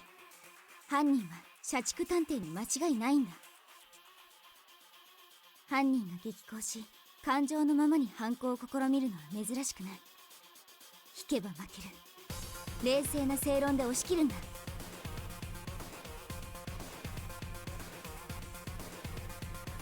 Bolstered by Holmes' encouragement, I keep my face steady as I meet Workaholic's eyes. They haven't changed, still gleaming with ferocious murderous intent, but I can't let them beat me. My theory could very well ruin Workaholic's life, but he didn't just ruin Rowdy's life, he ended it. I can't back down now, there's no way. もう一度聞く。なぜ私が大和さんを殺す必要がある。私を犯人呼ばわりするなら説明してみせてくれ。 Here we go, Watto. Focus your mind and think. There must be something important that we're overlooking. Did Workaholic really want to kill Rowdy? He didn't want to. He didn't want to kill her. He wanted to threaten her. He didn't want to. 殺す気はなかったんじゃないですか。社畜さんに大和さんを殺す動機はありませんからね。I've been vibing to the soundtrack for a while. It's a good soundtrack. 何を言っているんだ。実際に大和さんは死んでいるじゃないか。じゃあ何か。私は殺す気がない子を殺したっていうのか。 More like you killed her on mistake. Workaholic's right. Rowdy was murdered. He didn't mean to kill her, but she's still dead. Looking back, I can think of one underlying cause for this. The room swap. Her past, the best construction. The room swap. この事件が起きる前に大和さんは下道探偵と牢屋を交換している。そしてその事実を社畜さんは知らなかった。つまり社畜さんが大和さんを殺そうと思っても部屋の場所を知らなかった今回の事件では殺せたはずがないんだ。 Bada bing. And bringing me to another realization. This murder happened because two detectives swapped cells for the night, which means that Workaholic had actually meant to kill Renegade Detective. 無能君、信じてくれ。私はやっていない。私は社畜さん、もう終わりにしましょう。 SPX の黒いワイヤーを密かに回収したあなたは調査に乗じて下道探偵の部屋のベッドのチェーンに2本結びつけておいた。壁を沿うように床を這わせておけば暗い牢屋の中なら誰も黒いワイヤーになんて気づけない。これでいつでも牢屋の外からワイヤーに触れることが可能な状態を作り出したんだ。迎えた犯行時刻、あなたは下道探偵の部屋の前へと向かい準備しておいた2本のワイヤーを手繰り寄せ橋でもかけるようにピンと張った状態で牢屋の柵に結びつけた。するとチェーンと柵の間に2本の橋がかかったような状態の完成だ。あとは針に通した輪っかを2本の橋に吊り下げれば針は重みで滑り落ちていく。滑り落ちた針は結び目によってちょうどベッドで眠る人の胸の位置で止まる。さらにその状態から針を支える2本のワイヤーのうちの1本を引き抜くと針は胸へと真っ逆さま。そこで残ったももう片方のワイヤーも引っ張ればベッドのチェーンも一緒に引っ張られたことでベッドが針を噛むようにして閉じるという恐ろしい仕掛けだ。あなたはこのようにして上の外にいながらにして下道探偵を視察しようとしていた。視察するはずだったんだ。ただ思考不足のせいで針が滑り落ちるには傾斜が足りなかった。そこであなたは高さを補うために監視室へ別を取りに向かうことになる。そこで運悪く遭遇したのが僕だ。自分がこの場所にいることの不自然さに気づいたあなたは僕を気絶させ犯人に仕立て上げようと画策する。そし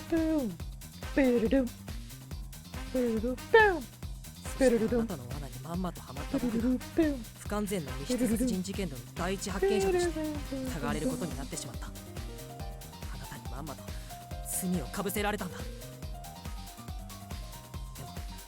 そこまで巧妙なあなたの最大のミスは下道探偵と大和さんが寝室を交換した事実を知らなかったことです。今回の犯行は全て暗がりの中遠隔で行われるせいで相手が入れ替わっている事実に気づけず誤って大和さんを殺害してしまった。社畜さん、あなたは以前から下道探偵とトラブルが発生していましたよね。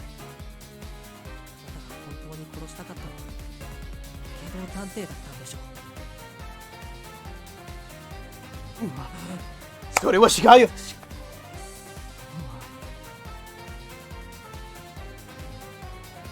Ragalog's protests trail before dying off.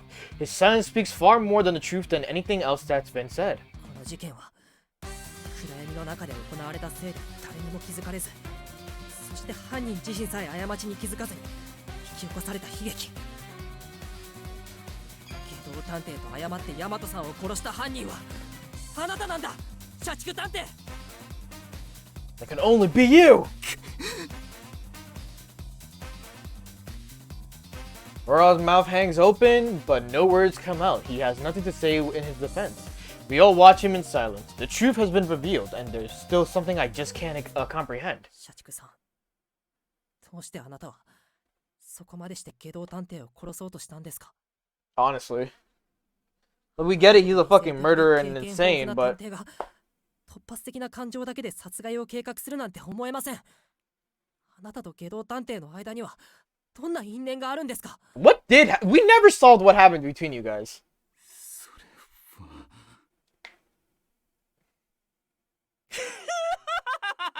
は Yep. Of course, he's back awake. Renegade Sigurd suddenly bursts into laughter as he speaks. He points at Workaholic. Okay.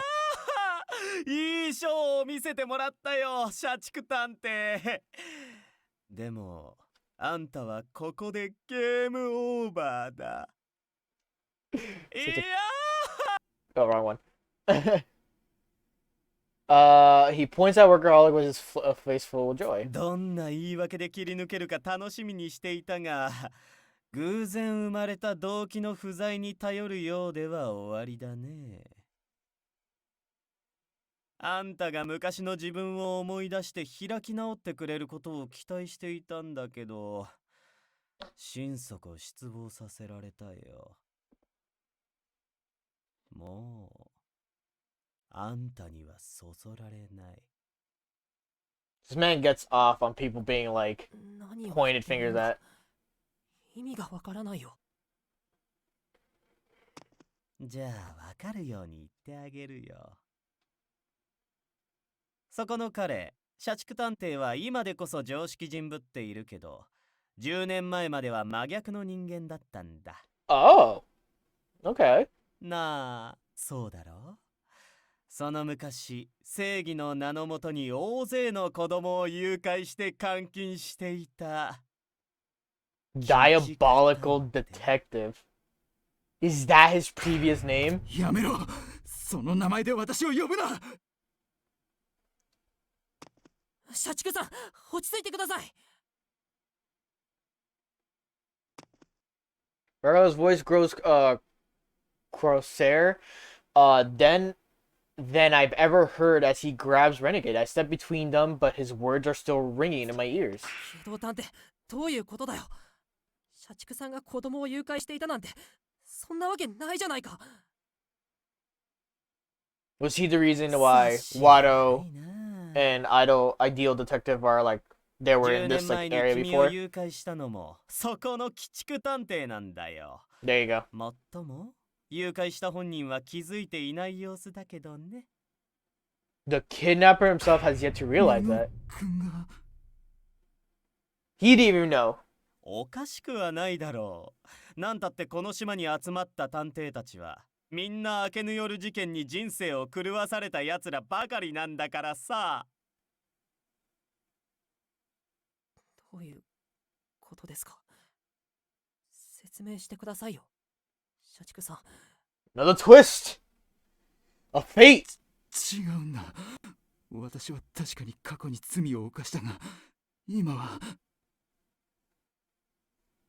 仲間を殺しといてよく言うよ。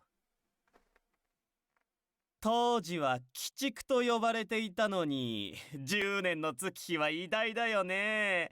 人畜無害な顔をして苦労人の中間管理職を演じられるんだものな。素晴らしいよ、鬼畜探偵。 So was his original name そ Diabolical? の名で呼ぶなと言って Like codename. Murdoch slams his foot square into Renegade Detective's stomach. I hear the horrific sound of bones breaking. The sharp crack utterly dispels his formerly weak appearance. 今までの蹴りは演技だったんですか。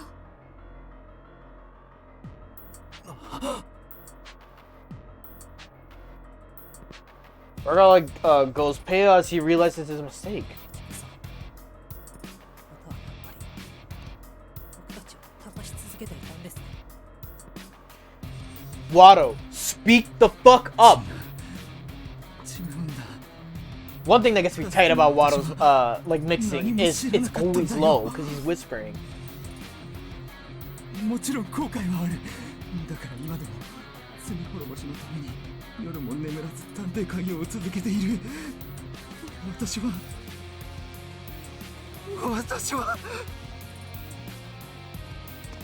言い分は探偵にではなく裁判官に言うといいわ。ともかくあなたがヤマトちゃんを殺したことは事実。 I wonder what the situation is gonna change to 私 now. はあなたを絶対に許さない。 Like, is he gonna still be with us or is he gonna die in this moment? どう詫びたらいいかもわからない。地獄に落ちたことは天国のヤマトに贖罪し続けるぞ。 Profound, Jesus. At first, I think Workaholic is wiping away tears, but he suddenly whips towards Renegade Detective once again, his face full of rage. だけど外道探偵、お前だけはどれほど犠牲を払おうとも殺してみせる。たとえ鬼畜に戻ろうとも確実にだ。私はお前の正体に気づいているぞ。お前が機密警察の生み出した最悪の化け物、不滅探偵だということ Invincible にな。 Detective? What? あんたたちに何と呼ばれていたかなんて知らないさ。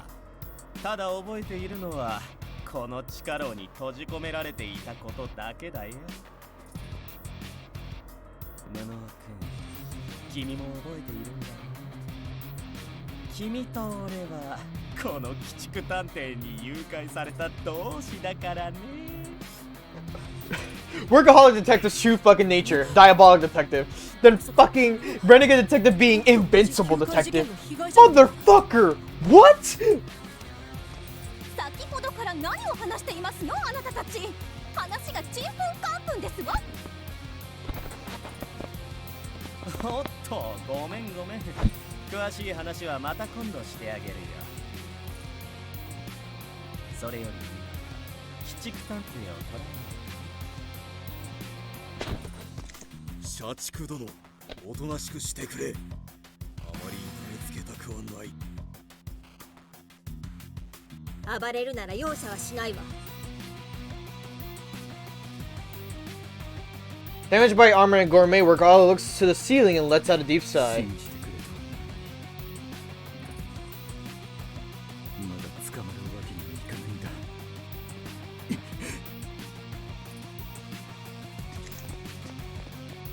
In an instant, Workaholic deftly slips out of their grasp before dashing into the passage the white SPX emerged from.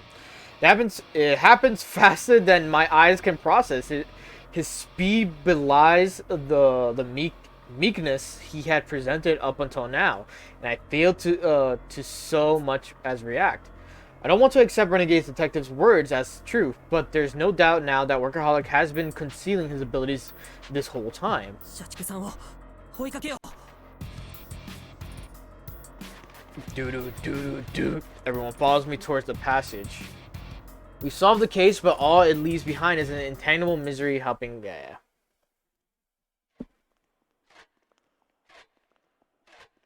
Oh, my neck has been fucking annoyed this entire time.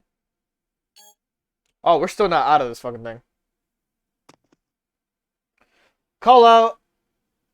I call out as we head down the hidden passage. My impatience getting the best of me. There's something I have to know. 君は本当なら社畜さんの犯行を止められたんじゃないのか。どうしてそう思うんだい？部屋を交換したタイミングが良すぎるからだよ。社畜さんに狙われていると気づいていたとしか思えない。随分と勘が鋭くなったものだね。たくさんいじめた甲斐があったというものだよ。じゃあやっぱり。ああ、狙われていることには気づいていたよ。でも確信は持てなかったからあぶり出す必要があったのさ。散々社畜探偵を煽ってきたおかげでようやく本性を表してくれて嬉しいね。まあその代償でヤマト君が死んじゃったのは本当に残念だけど。どうしてそんな人事のように振る舞えるんだ。君の代わりにヤマトさんは死んだんだぞ。じゃあ代わりに死ねばよかったのかな。俺は彼女と違って身体能力も優れていないし、鬼畜探偵に本気で狙われたら一巻の終わりだ。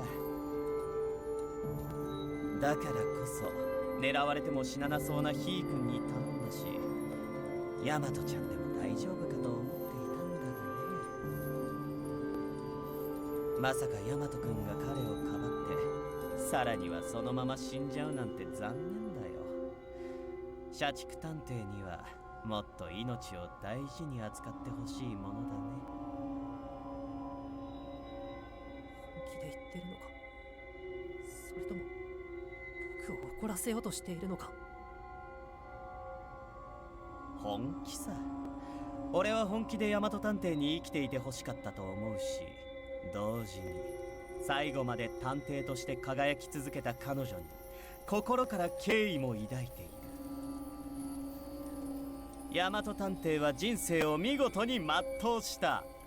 それで話は終わりだ。あとはそれを見とった俺たちが話を続けていけばそれでいいんだよ。人の命を何だと思ってるんだ。お前が止めていたらヤマトさんははい、無能ちゃん、そこまで。下道ちゃんも移動中くらいはそのおしゃべりな舌をお休みさせなさい。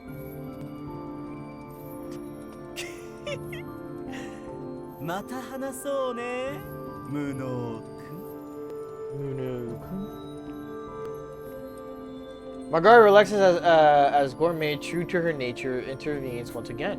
Renegade always manages to trip me up, and I feel pathetic about it every time. But Gourmet is able to keep her calm even while facing someone who was involved in Rowdy's death. Albeit indirectly, she really is incredible. ありがとうございます。間に入ってくれて助かりました。お礼を言うのはこちらの方よ。私の代わりにヤマトちゃんの無念を晴らしてくれたのだから。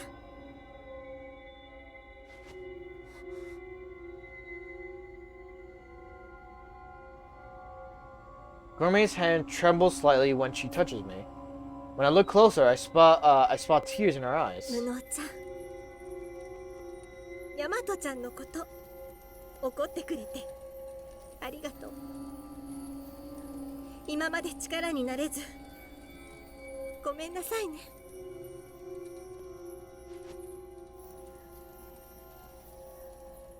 She wipes her eyes with her handkerchief, and in an instant, she's back to her usual unflappable, beaming self.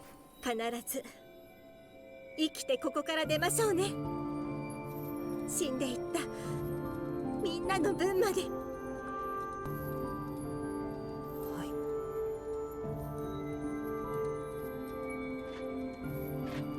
We lost another friend, but we can't stop now. Those mysterious SPX Sentry mechs, the sprawling underground maze, the secret police who built it, and the diabolical detective who kidnapped me. If we're going to unravel all of these mysteries, we have to commit to pressing on, no matter what. Fucking the worst one I've done, I think, so far.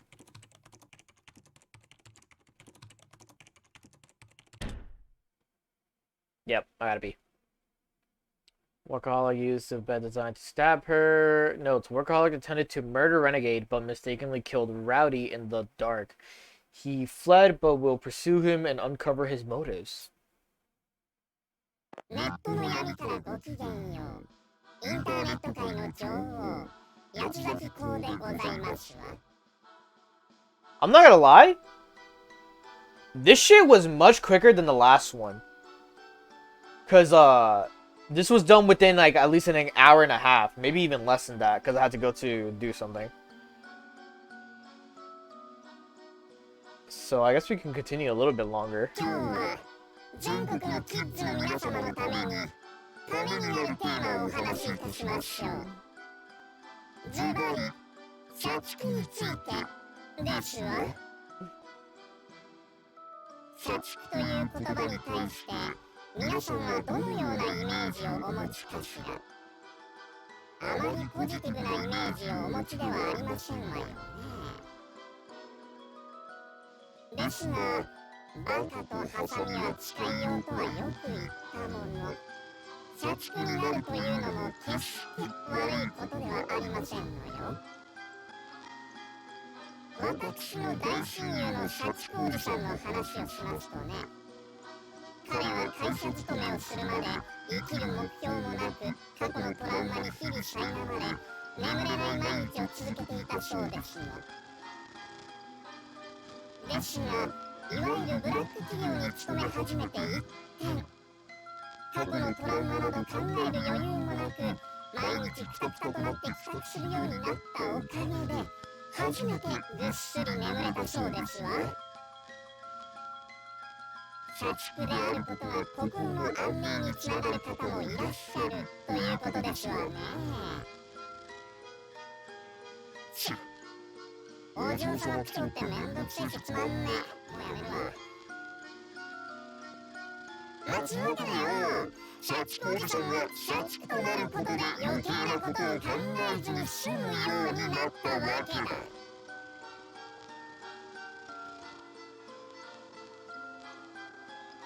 Something concerning appeared. All this acting like a proper lady is too much effort and way too boring. Enough of this. Excuse me? No shot. If the Accordion Duke is posh, no shot. No fucking shot. It must be some gimmick. It must be to like make you think that it's posh, but it probably isn't. 余裕があるってのも考えものかもしれねえな。なあ、そうだろ。お前に言ってるんだぜ。Me?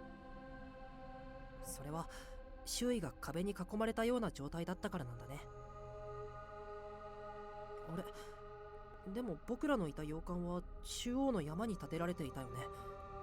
火山の噴火跡なのに中央に山ができるなんておかしくないかな。実はあの山も火山らしいわよ。それもほんの数十年前に噴火したばかりのね。そんな危険な場所に立ってたんですか？それに火山の中にまた火山ができるなんて。カルデラの中でもう一度噴火が起きた世にも珍しい二重カルデラね。世界中を旅したことがあるけど、さすがの私もまだ人生で2度目だわ。こういった島では地熱でいろんなものを調理できて、グルメ的にも嬉しい島なのよ。この迷宮にも調理できる場所がないかしら。年中腹ペコおばさんの話は置いておいて、この島のような噴火の後に生まれるカルデラ構造は多くの場所で信仰の対象となっています。特にこの島はカルデラが二重にある極めて珍しい島。過去の住人が神の住む場所と信じ遺跡を作るのも自然な流れなのでしょう。国から弾圧を受けた宗教の信者が無人の島に流れ着いて村を起こすという話は珍しくない。もしかしたらこの遺跡はもともとこの島に住んでいた人たちにとって神聖な遺跡であると同時に、有事の際に身を隠す隠れ家だったのかもしれないね。有事の際って？そりゃ国に見つかった時さ。昔からよく言うだろ。異教徒は殺せってさ。The heretics. うん。ちょっとあなたたち、何をのんきにおしゃべりしていますの？これだから庶民は嫌なのですわ。家族さん、そんなにガンガン前に進まない方がいいんじゃ。ほら、洋館の時みたいに罠があるかもしれないし。Was good in Vic. このような安っぽい迷宮の罠など、私の高貴な頭脳にかかればお茶の子そいやそいやですわ。さっさと攻略して社畜探偵を捕まえますわよ。私についていらっしゃい。待ってください。Try to stop her, but she runs ahead into the passageways alone, disappearing around the bend. The bend, this maze isn't as easy to traverse as she thinks. But just as I'm about to shout, oh my god. But just as I'm about to shout this out to her.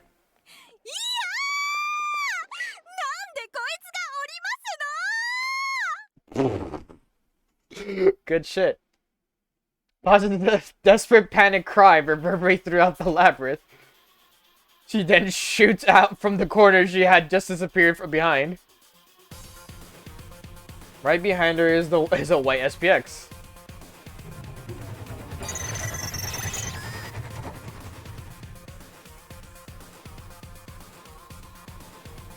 The SPX presses forward with the mechanical weir before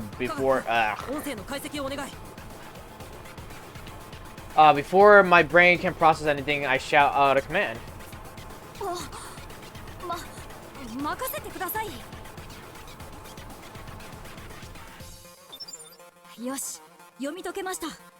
今回のヒント、この橋渡るべからずです。どこかで聞き覚えのあるフレーズね。童話の一休さんで橋を橋と捉えたエピソードがモチーフですね。中央の穴なら平気だという意味でしょう。少女は一瞬で読み解いた。了解よ。今回も私の自慢のナイフで美味しくいただいちゃうわ。待って美食さん、危険な気配を感じる。あの SPX もきっと何か凶器を持っているはずだよ。武装さん、僕が家族さんに代わっておとりになるから、その隙に足止めをお願いできるかな。合点承知である。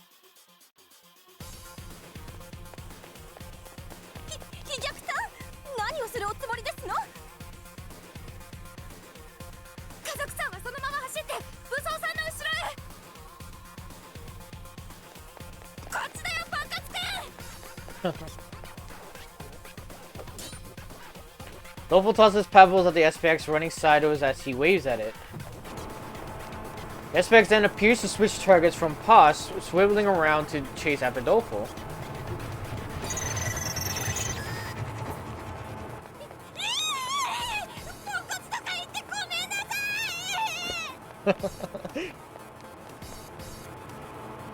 The SPX bears down relentlessly on Dolphin. Aiming for its unprotected flank, Armor tackles the SPX with all of his might. He then pushes it all the way to the wall, pinning it in his grasp. 捕まえたぞ。脅威の気配が消えた。今のうちに美食さん。はい、お粗末様でした。Gomora closes the gap in a flash, sliding next to the SPX and sticking her knife into the central hole on its exterior.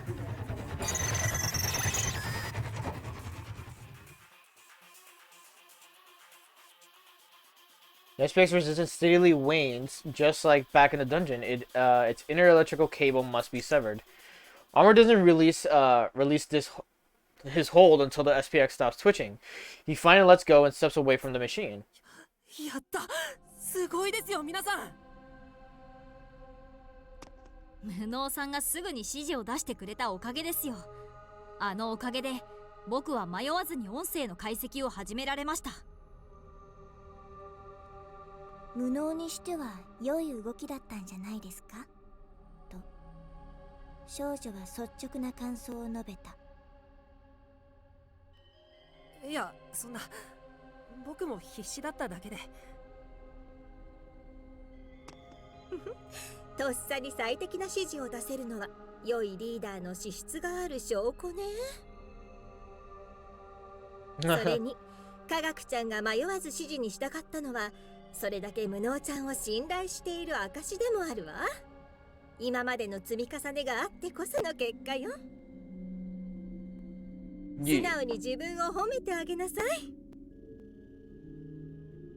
美食さんの言う通りだよ。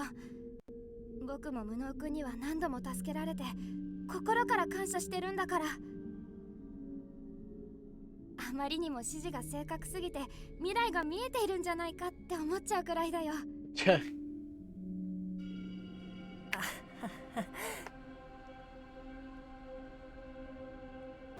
Obviously, I'm not going to admit his hunch is the truth, so instead I give him the only thing I can, a strained laugh. 私は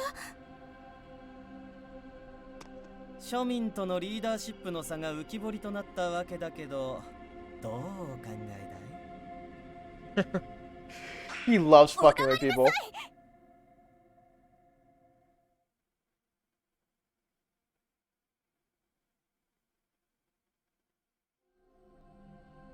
どう、飛躍くん。部屋に異常はなさそうかな。うん、大丈夫。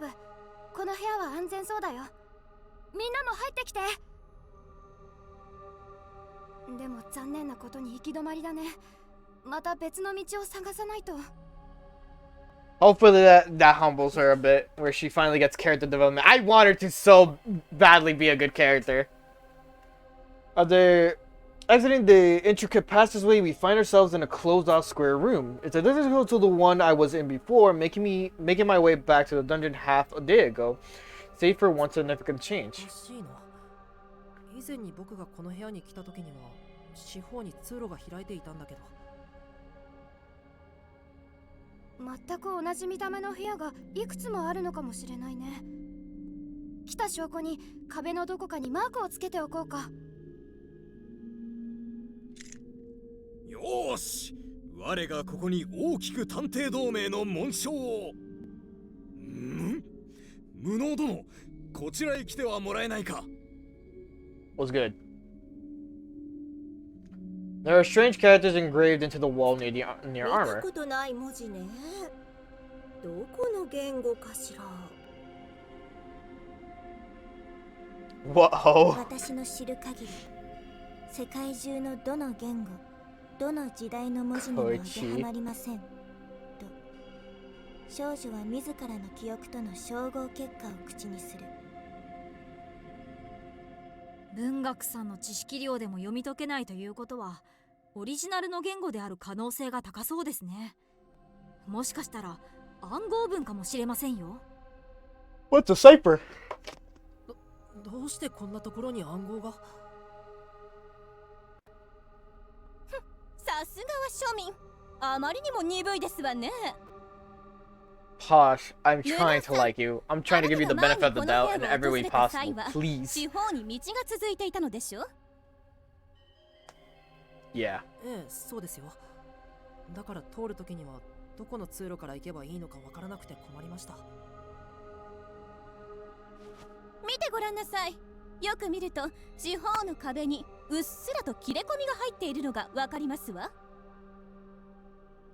おそらくあの切れ込みは壁が動作することを示すもの。何らかのアクションを起こすことで無能さんが見たという通路は開通するのでしょう。そして武装さんが見つけた暗号こそが開通の鍵に違いありませんわ。先へ進むにはこの暗号を解く必要があるのです。なるほど。ますます映画に出てくる迷宮みたいですね。Posh's theory may be Posh's theory may just be right on the mark. Workaholic was in league with whoever confined me in the dungeon as well as the labyrinth all those years ago. He know how to work the hidden passages here if he sealed the wall behind him to shake us off. That explains why the room looks different than this 通 time. 路が閉じられたのは社畜さんの仕業です。彼の後を追うためにも早く仕掛けを解かないと。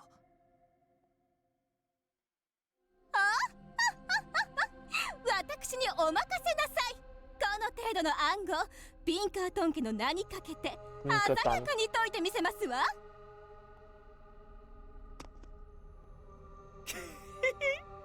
面白くなってきたね。果たしてそんなにうまくいくかな。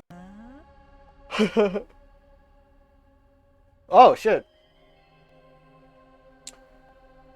We can't pursue Workaholic unless we solve the cipher. We've got to figure it out somehow.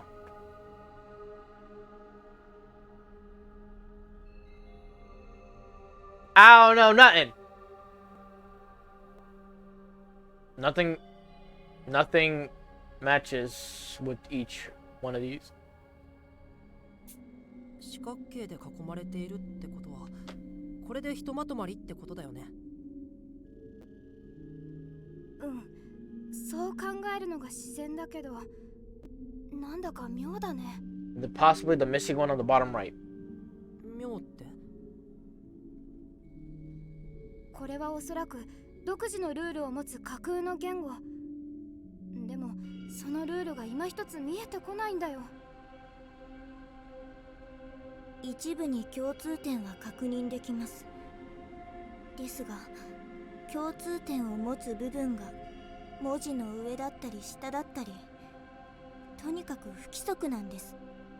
と少女は苦 Dude, they can't solve it. I'm not gonna fucking be able to solve it. やっぱり文学さんの記憶力でもそう感じるんだね。僕もざっと共通点を探ってみたんだけど、あまりにも不規則すぎるんだ。It seems like it's random. 家族探偵がズバッと解決してくだされば話は早いんですがね。と少女は皮肉っぽく笑う。大丈夫だよ。家族さんはもちろんだけど、僕たち全員で挑めばこれくらいの暗号はきっと解けるさ。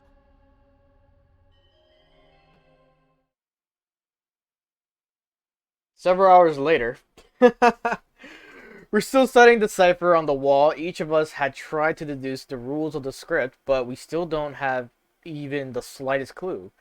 Things have been on the move non-stop since Rowdy's murder this morning, and everybody is exhausted.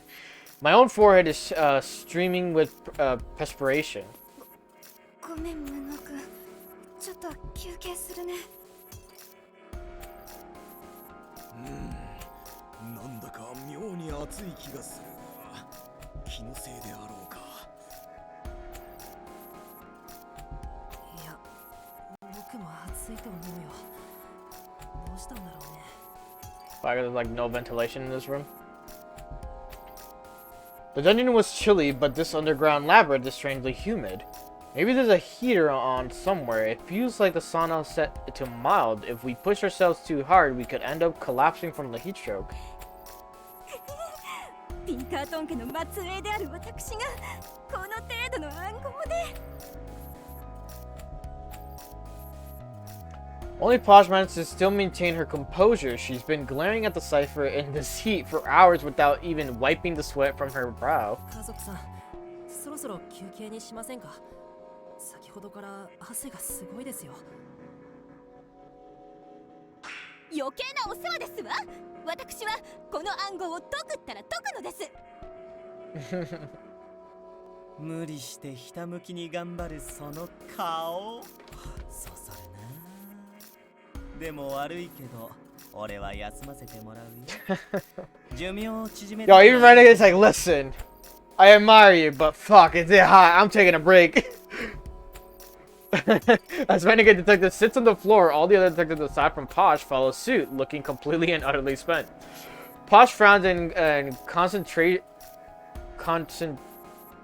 consternation. I don't know if that's... Is that the right word? Consternation. Yeah. Everyone else's behavior. Refusing to take a seat, she continues staring at the cipher. He's so real for that. He's just like, listen, I admire your work ethic, but I'm tired and I'm gonna fucking sit down. I got rest.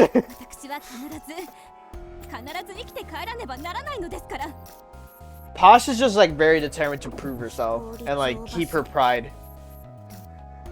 少女は皮肉の言葉を口にする I don't even think she's that old. そんなこと言っちゃダメだよ家族さんはただ一生懸命なだけなん How old is Posh?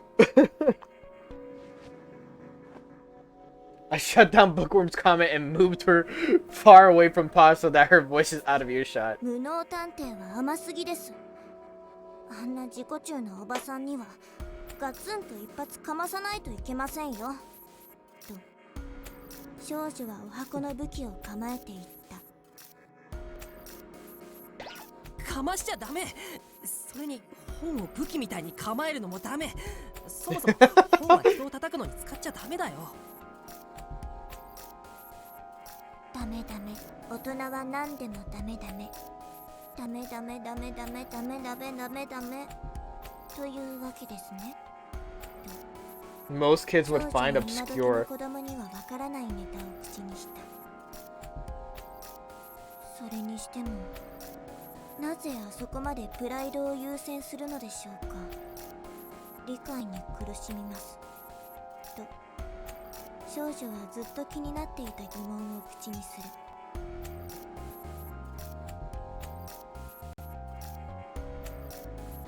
She has a good point. I've been wondering the same. Posh's demeanor makes it clear she comes from a prestigious lineage. Why then would she willingly choose to expose herself to the dangers of being a detective? It doesn't make any sense. お姉さんが知っていることだけでも内緒で教えてあげましょうか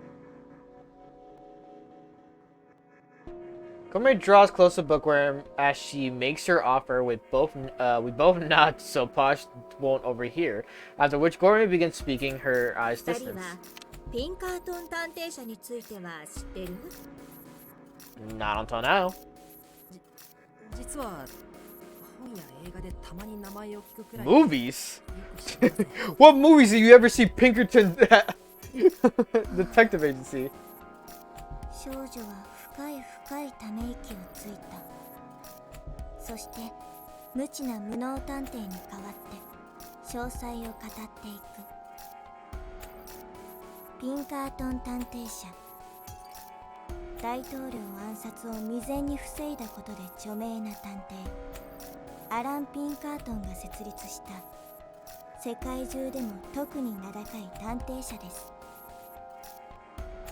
大統領の身辺警護からスパイの摘発、政府と敵対する組織への情報活動から犯罪者の追跡まで、彼らの功績は挙げればキリがありません。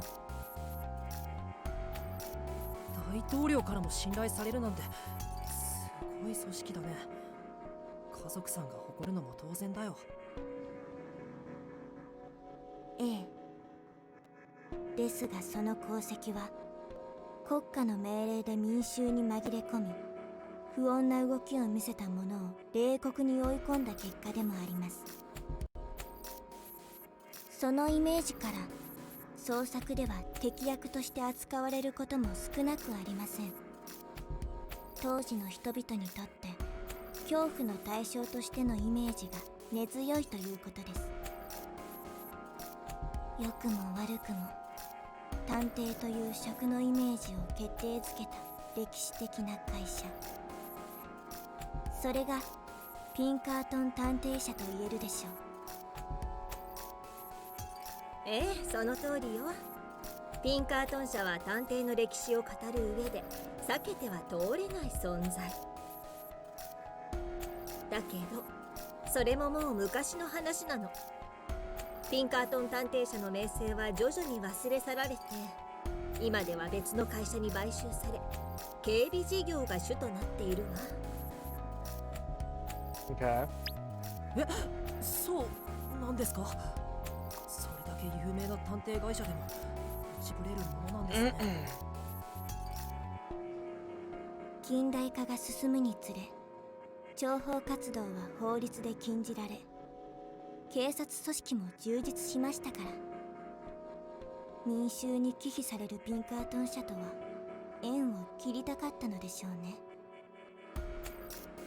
一説ではかの FBI はピンカートン探偵社を参考に作られたと言われています。国家のために尽力し評価もされたのに、縁を切られるとは皮肉ですよね、と少女はかつての英雄の顛末に同情しつつ語った。私はピンカートンが英雄か悪かなんて議論するつもりはないわ。でも彼らが数多くの犯罪を解決したのは紛れもない事実。 I guess it's そ because の事実すら Posh wants 忘 to れ去られてい prove くなんて残酷よ。 that the Pinkertons weren't like 家族 villains 幼い頃から昔の overall for doing like, you know, detective work and shit like that. I guess that's what the premise is for why Posh is like so hard-headed, and she just wants to prove that, you know, わざわざ日本の地 they're で探 good. 偵会社を立ち上げて懸命に探偵事業を続けているの。明けぬ夜事件が起きて以降、年々犯罪率が上がり続けるこの国こそ探偵が最も求められていると信じてね。探偵序列5位という実績は伊達じゃないわ。偉大なピンカートン家の名を背負って誰よりも必死にあがいてきた努力の子、それが家族ちゃんなのよ。それは生き残るために必死になるのも Honestly, she's fine.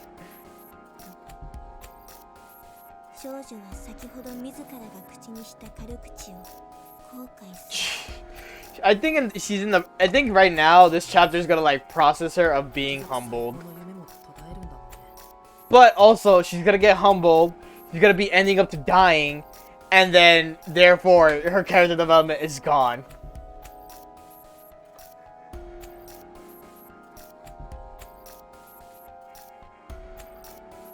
I glance at Posh from the side and spot traces of her tears on her face.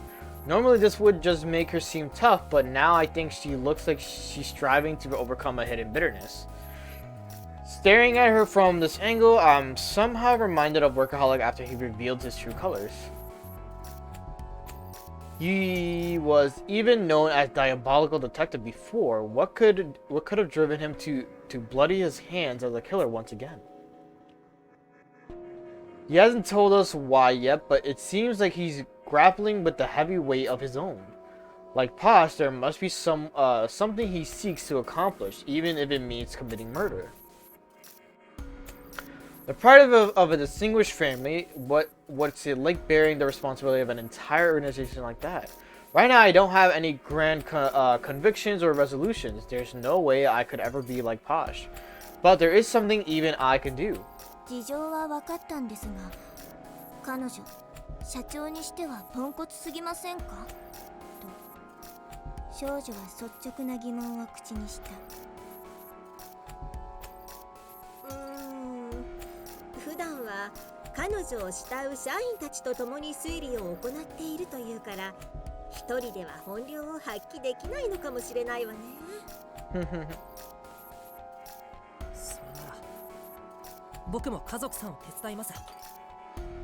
Yeah, and covered being the good guy. 無能ちゃん I rushed over to Posh, unable to take it anymore. My center approach startles Posh, who blinks at me with a look of astonishment. 何の用ですの？私は高貴な身、庶民の手など借りませんわ。他の皆さんと一緒に休んでいなさい。高貴な身だからこそ庶民を使うべきだと思いますよ。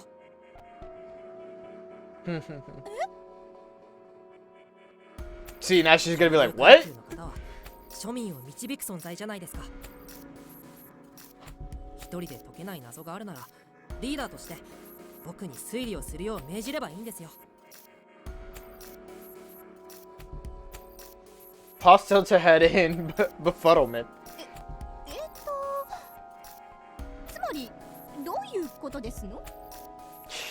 She saw like stood back like 手伝ってもらっても What? ピンカートン家の名は汚れない。いやむしろ誰かに手伝わせてこそピンカートン家ということです。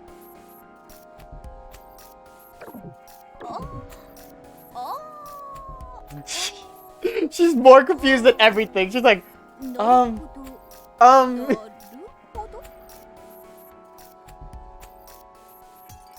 Posh looks unsure, her head still tilted to one side. But after a moment, she smacks her hand with a sense of determination, flashing her usual prideful smile.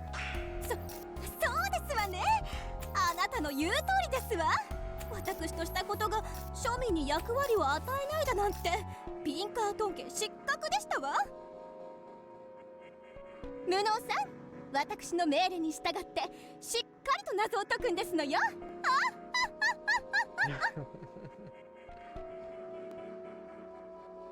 Posh's laughter echoes loudly across the rooms. Suffice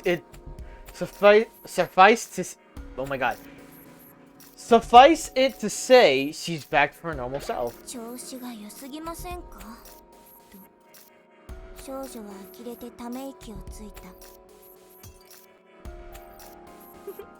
落ち込むのも早いけど立ち直るのはもっと早い。これが家族ちゃんの強みよ。Hazuku. さあ私たちもそろそろ推理に戻りましょうか。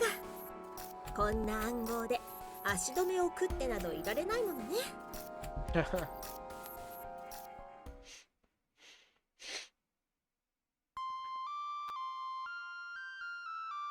An little jingle awakens me with a jolt.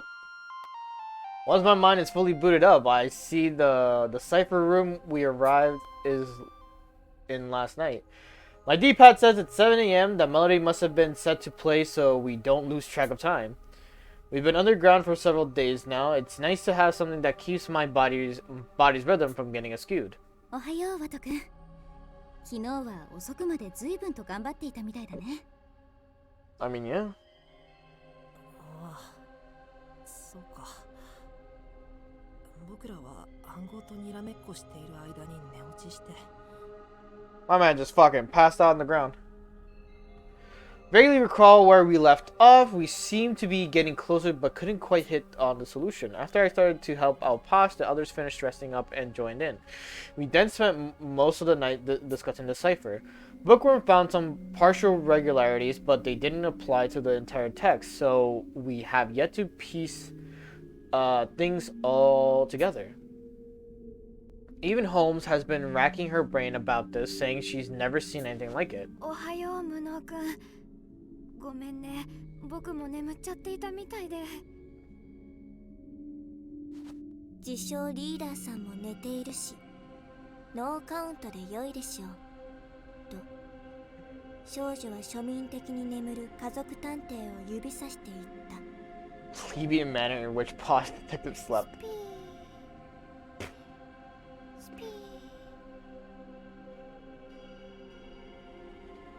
Posh sits on the ground, her face turned towards the cipher as though she's trying to read it in her sleep.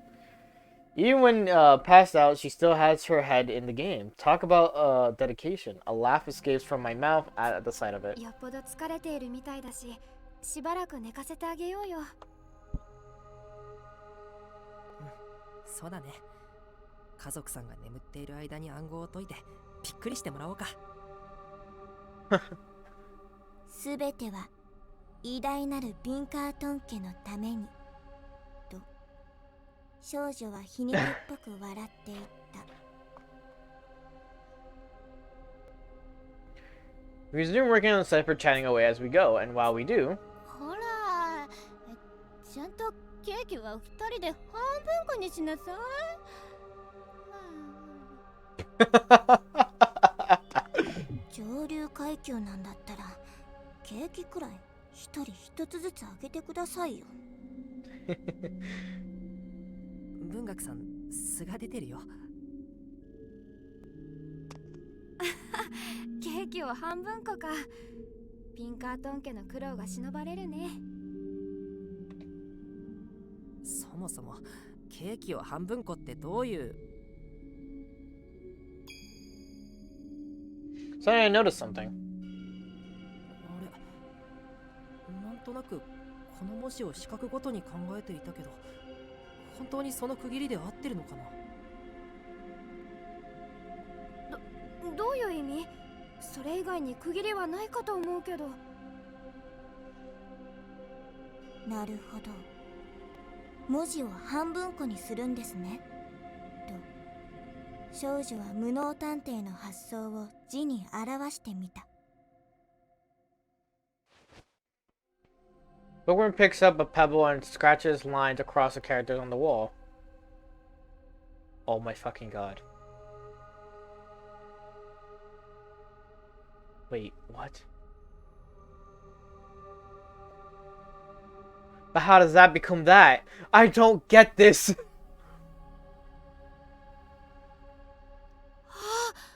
確かにどの文字も中心で半分に分けられるものばかりだ。 Hold up, give me like a second. つい先入観でこの四角形にとらわれすぎていただけで、一つの四角形に二文字ずつ入っていたんじゃないかな。 The lines look like thresholds partitioning the boxes down the middle. The divisions are too neat for it to be simple coincidence. Okay, that's what I missed out on the text. なるほど。だから一部には法則性が見られていたんだね。そこに気づければもっと早く解けたかもしれないのに。この状態なら法則性を見つけるのも簡単そうです。早速取り掛かりましょう。と少女は暗号の解読を再開する。 Less than an hour later. 頭と尾の四角を押さえよ。つまりこの始めと終わりの四角形を同時に押し込めば。 She presses her fingers onto the boxes at the ends of the writing on the wall, upon which surrounding walls started to change. Crazy. The walls shift, revealing several new passages. Looks like she had the right idea. After spending new keyword unlocked. I don't know what word got unlocked. After spending so much time deciphering the group couldn't resist high-fiving one another. どうしましたの今の音は。敵襲ですの。 She just awoke. Pasha, who had been asleep up until now, leaps up, her eyes darting around the room. It's safe to assume she has no idea that she helped us decode the cipher by sleep talking. おはよう家族さん。あなたのおかげで暗号が解けましたよ。私のおかげで。 She's so confused. She's like, what? Man just waking up and just someone being like you woke up to just like a noise and like there's people around you and then just like saying like, oh, good morning. And thanks to you, we solved this whole situation. And you're just like, what? We all burst out laughing as she stares agape at the newly opened passages, her head cocked in bewilderment. That's just funny, just waking up and just being like, yeah, you solved it! What are you talking about? We leave the cipher room and continue on our way, but the nearly identical passage just keeps going on with no end in sight. On top of that, something that's been nagging at the back of my mind is starting to become a central issue. そうさん、まだミスはあるかな。なあ、このペースならあと1日は持ちそうなのである。逆に言えばあと1日しか持たないというわけね。この暑さの中、それはとても問題だわ。 Why is it hot in this whole thing? The heat is definitely plaguing us here. It was present from the beginning and is only steadily growing worse. It's like being in a volcanic rock sauna. We've been strict with how we rationed our water, but now even that once hefty supply is under threat.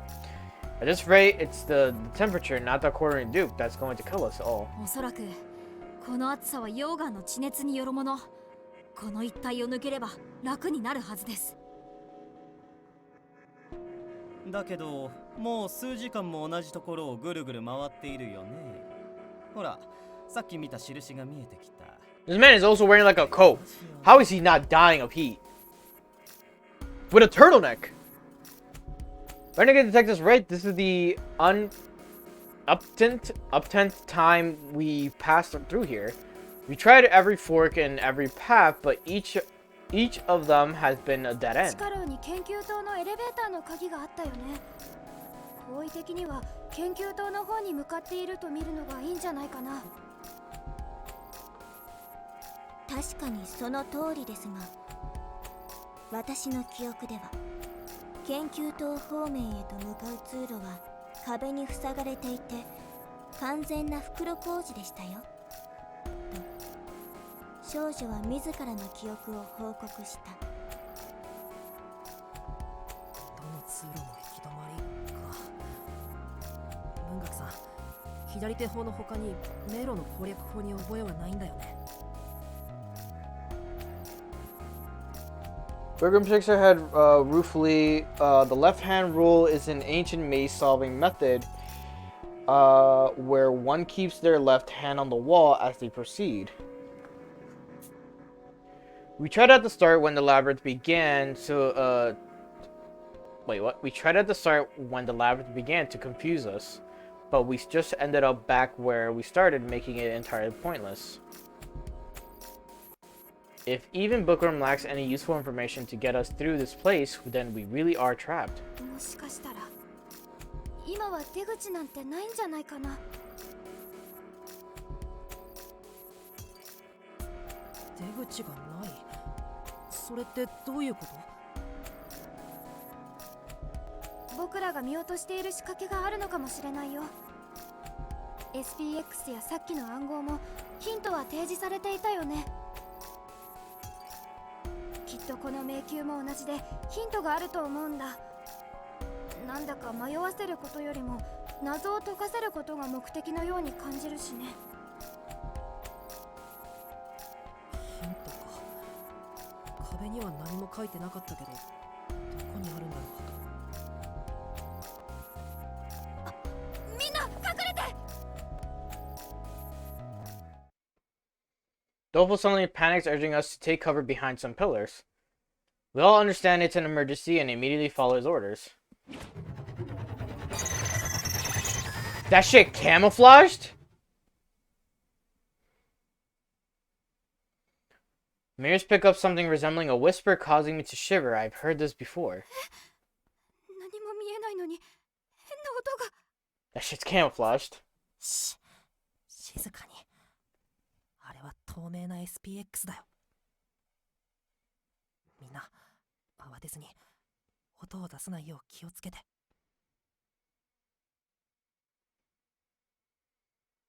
The grim tone in my voice snuffs out any potential objection from the others. As we sit in the shadows of the pillars, we hear a mechanical whir that all of us recognize by this point.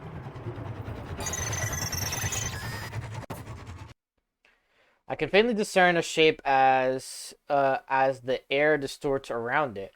Without a doubt, it's an invisible SPX I encountered last time. I don't know what will happen if we're caught by getting, but getting drawn into a fight and wasting our energy would be worse than bad. Our only option is to hold our breaths and pray it doesn't find us. Some of the aspects doesn't notice us and departs. What a dangerous machine! This thing makes the white SPX look friendly by comparison. The only silver lining is that this SPX capacity to detect targets is rather poor. 無能さん、先ほどの機械音を録音できました。音声解析してみますね。了解. With that, Teki begins working his magic. And once he finishes... これはどういう意味でしょうか。 I don't know, you tell me. The hit Teki uncovers is incredibly vague. Discard your theories. セオリーは捨てよ。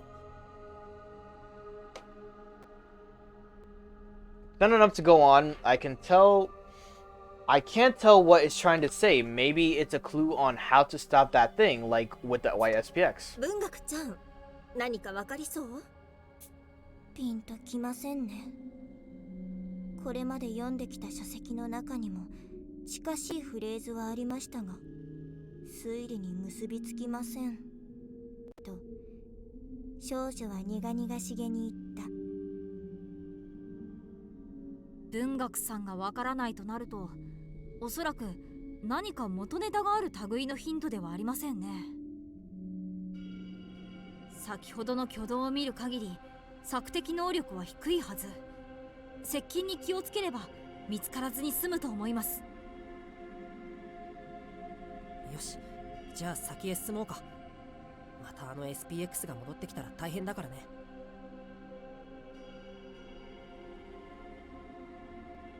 We pull ourselves together and set out once more, but at that moment, Dofo lets out a cry of distress. ごめん、みんな気配に気づくのが遅れた。どうしたの、飛躍くん。近くに SPX がいるの？違う、そこ、もうそこにいるんだ。すぐ近くに。 Where? まさか。 Dofo points directly in front of me.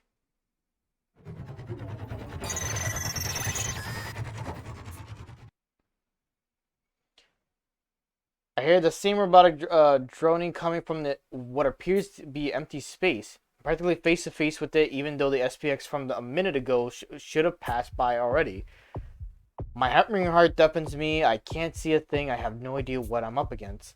The mechanical noise continues without pause, like a hand on a clock counting down the remaining seconds of my life.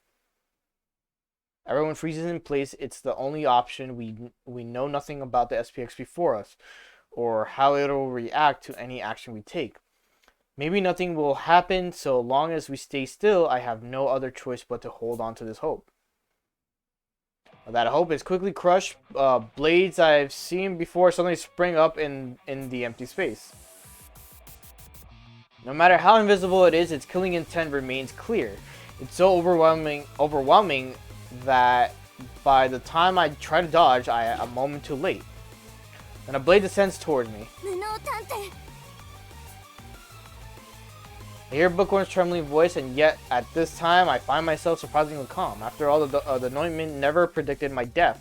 If I didn't see myself die, that means this won't kill me. I'm certain that he will come to my rescue. 伏せてくれ無能殿ありがとう武装さん。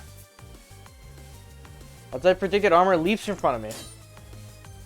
He deflects the SPX's blade with his right arm, using his hand to grasp at the wiry parts that controlled it. 黒い SPX と比べたらまるでミミズの体当たりだな。この程度の斬撃では我の鎧は砕けぬのである。 The black SPX got fucking armor traumatized. He fucking swung that shit. Armor presses on and flinging the SPX against the wall. What incredible power! Sure, maybe the invisible SPX has a weaker output than the white one, but even then, armor strength is tremendous. よしこのまま機能を停止させてやるのである。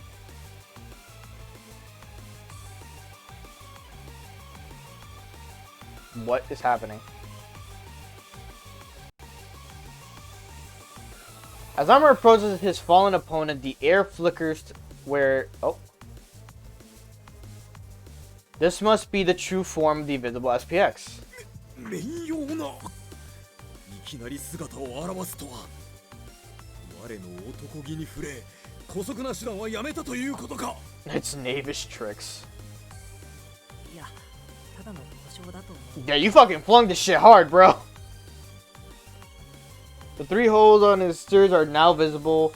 If it's designed like the white SPX, one of them will deactivate it, but we don't know which one. 大丈夫よ。弱点ならもう見抜いているわ。 I agree. With that, Gourmet approaches the SPX, brandishing her knife at the holes on the exterior. In a blink of an eye, she puts the SPX out of commission. 白い SPX ちゃんより動きが遅いとは言っても緊張したわね。お腹が空いちゃったわ。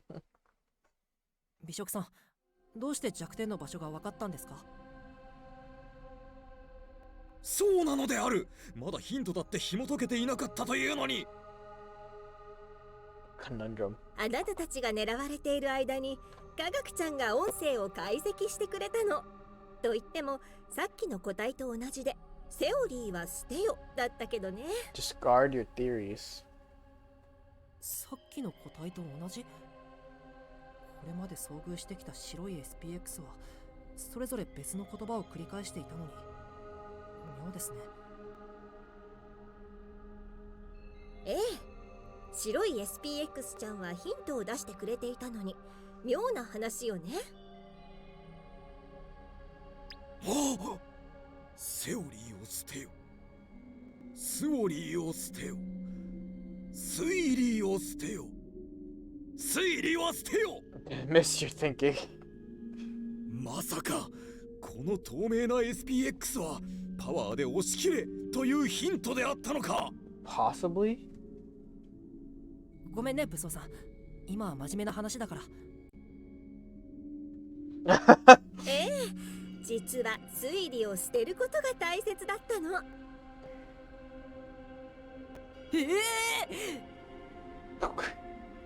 The shock he has. 推理が当たるとは天変地異の前触れか。もちろん武装ちゃんの推理自体は的外れだけどね。大切なのは透明な SPX ちゃんはヒントがないってこと。つまりこの透明な子たちはヒントなんて不要で、そもそも3つの穴のどれが正解か設定されていないのかもって思ったの。 Okay. ヒント不要で正解は設定されていないって。つまりどれを攻撃しても機能が止まるってことですか？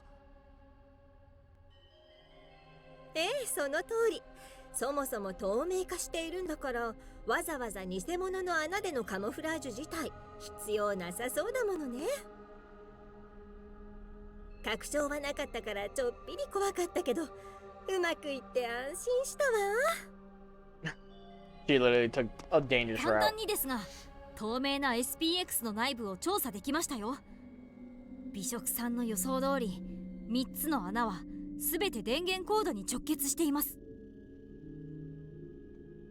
つまり穴の位置さえ突き止めれば簡単に機能停止させられるということですね。と少女は厄介そうなメカの弱点を把握し、ほっと表情を和らげた。Jackie and Bookworm finished reporting, and their findings confirmed that what Gourmet's told us, there's no difference between the three holes. If Gourmet's right, any SPX that pleases him will have the same weakness. Her deductive prowess never fails to amaze me. However, one question still remains. 推理が合っている確証はなかったんですよね。ええ、根拠に基づいた推理じゃないわ。 She kind of just went for it. よ Took く the gamble. 攻撃できましたね。もし間違ってたら死ぬ可能性だってあるのに。Gourmet's beaming smile turned plaintive. ヤマトちゃんならきっと迷わないだろうなって思ったの。きっ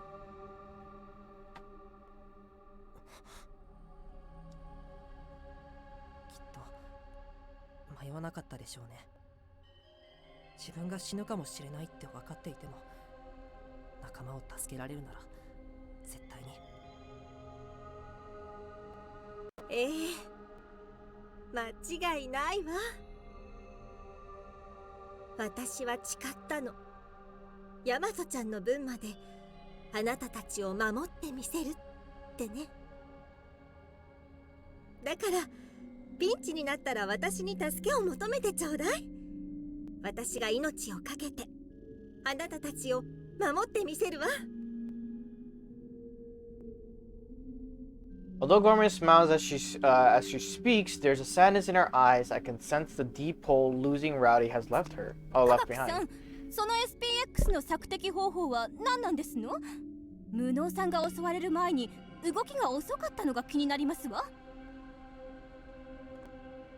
調べた限りカメラは機能していませんでした。カメラのレンズは光を反射しますし、透明化と相性が悪かったのかもしれませんね。索敵方法はおそらく音だと思います。だから白い SPX と比べて反応が鈍いのでしょうね。音に誘導されるか。I'm not sure whether to relax or be on my guard. On one hand, we don't need to hide in order to be safe, even in their presence. But on the other hand, every step we take will only give them more sound to find us with. This news is a mixture of good and bad. 少女は重大なことに気づいた。 Go on. 皆さん早く逃げましょう。と少女は無能探偵の手をぐいぐい引っ張りながら言った。文学さん、そんなに慌ててどうしたの？わかりませんか？先ほど武装探偵が盛大に音を立てて叫び声まで上げていたじゃないですか。奴らが音に引き寄せられるとしたら。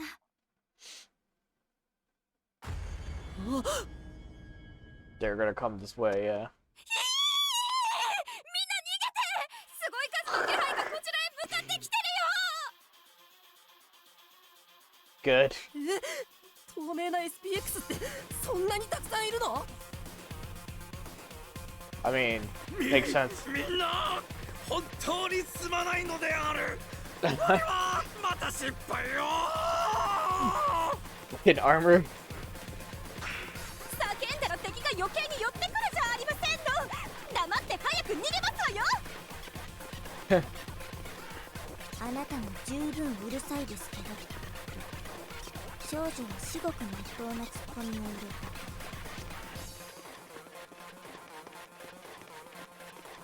We flee from the XPXs, trying to move as quickly as we can while making a little noise as possible. In the end, we're still trapped in this scorching labyrinth with no way out, no way of stopping the SPXs. セオリーは捨てよか。これは俺もいよいよ腹をくくらないといけないかもしれないね。 Discard your theories.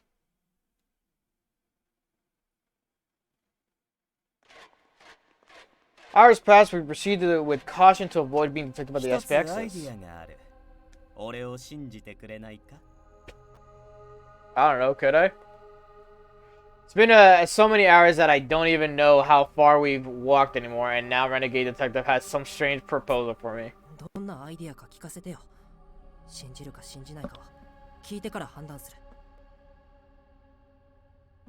こいつは手厳しいな。ほら、例のセオリーを捨てよというヒントがあるだろう。あれはおそらく透明な SPX の対処方法だけを示したものじゃない。もう一つ意味があると思うんだ。Wasn't there also something about like don't cross the bridge? その意味って？それは企業秘密ってやつさ。俺を信じて作戦に乗ってくれたら教えてあげるよ。あなたのことなど信じられるわけがございませんでしょ。Some reason Posh retorts on my behalf. あなたが結果的にヤマトさんを死に追いやったことは忘れていませんわよ。 She's not wrong. どうせ私たちの誰かをまた死に追いやるつもりなのでしょ。そうはいきませんわ。まあそう思うのも当然だろうね。反論もしないよ。でも例の透明な SPX に怯えつつ探索を続けてみんな疲労困憊だ。これ以上あてもなくさまよったらそれこそ誰か命を落とすと思うよ。 It's not 俺は wrong. 命を尊いものだと思っている。命はかけがえのないものだ。暑さで死ぬなんてあってはいけない。俺を信じてくれればみんなを助けてあげられるよ。頼むから信じてくれないか。先に答えは教えてくれないのか。話せば絶対にバカらしいと一蹴されてしまうからね。信じてくれないなら話すつもりはないよ。言うなれば俺を信じてくれることがこのアイディアを君たちに伝える交換条件という The terms of agreement, so to speak. おバカも休み言いなさい。あなたの口から命は尊いものだなんてセリフが飛び出すなんて馬の口から念仏ですわ。 Watching the blind priest to the blind. たまにとんでもない日本語が口から飛び出すよね。嫌いじゃないよ。お黙りなさい。私は大嫌いですわ。無能さん、あなたからも言っておやりなさい。 No, tell him what? 君を信じるよ。その通りですわ。あなたのことを心から信じて差し上げってなんですって。 Posh swerves towards me and the shock playing on her face. 無能さん、あなた正気なんですの？あなたはヤマトさんと仲が良かったじゃありませんの。 I mean, she was, 友 but 人を死に this 追いや man っ is た相手です pulling の my よ。 strings right now. 本当に信頼できるとお思いなんですの？ええ。ヤマトさんが死ぬきっかけを作ったこの男のことは許せません。でも、機動探偵の能力の高さは信じられます。特に、この迷宮の攻略に関しては絶対的に。He respects him as a detective, he doesn't respect him as a person. 迷宮攻略に長けたわけじゃ。難解な暗号にこの地熱、透明な SPX。この迷宮はまるで足を踏み入れた人を苦しめるために作られたみたいでしょ。 Sounds だ about から right. 下道探偵ほどこの迷宮の攻略に向いている人はいないんです。この男ほど誰かを苦しめることが得意な探偵はいませんから。褒めてもらえて強烈の至り。No one is better than Renegade Detective at spreading misery, which also means no one is better equipped to solving this devilish maze. We're gonna need to trust our least trustworthy companion. It's a tough choice, but I'll follow Roddy's advice and go with my gut on this. 下道探偵、君を信じるからアイデアを教えてよ。やっぱり君は最高にそそるよ、無能くん。お願いしたい内容は実にシンプルさ。俺を信じられるなら例の研究棟に向かう通路の袋小路で待機させてくれ。そして俺が待機する数時間 SPX の注意を引きつけ And て say for a い few てほしい。 hours. 数時間も SPX の注意を引きつけろ。そんなこと無理に決まっているじゃありませんの。死ねと言っているようなものですわ。わかった。君の言う通りにするよ。無能殿、我々も協力するのである。この4人なら時間稼ぎも難しくはないでしょう。無能くんは絶対に死なせたりしないよ。皆さん、私も参加しますと少女は作戦に志願した。僕もそのもちろんリーダーである私も参加いたしますわ。当然ですわよね。いや、3人には下道探偵のそばにいて彼の動向を伺っておいてほしいんです。下道探偵が何を企んでいるのかすぐそばで見極めてください。いいね、そそる展開だ。じゃあみんな数時間後にまた生きて会おうね。おっと、一番大事なことを言い忘れていたよ。時間を稼いでいる間身を隠したりするのはいいが、絶対に壁や柱には触れないでくれ。 Don't touch any of the walls or pillars. 壁や柱に？それはどうして？それが攻略方法なんだよ。Not really answers the question, but we decide to go along with Renegade's instructions.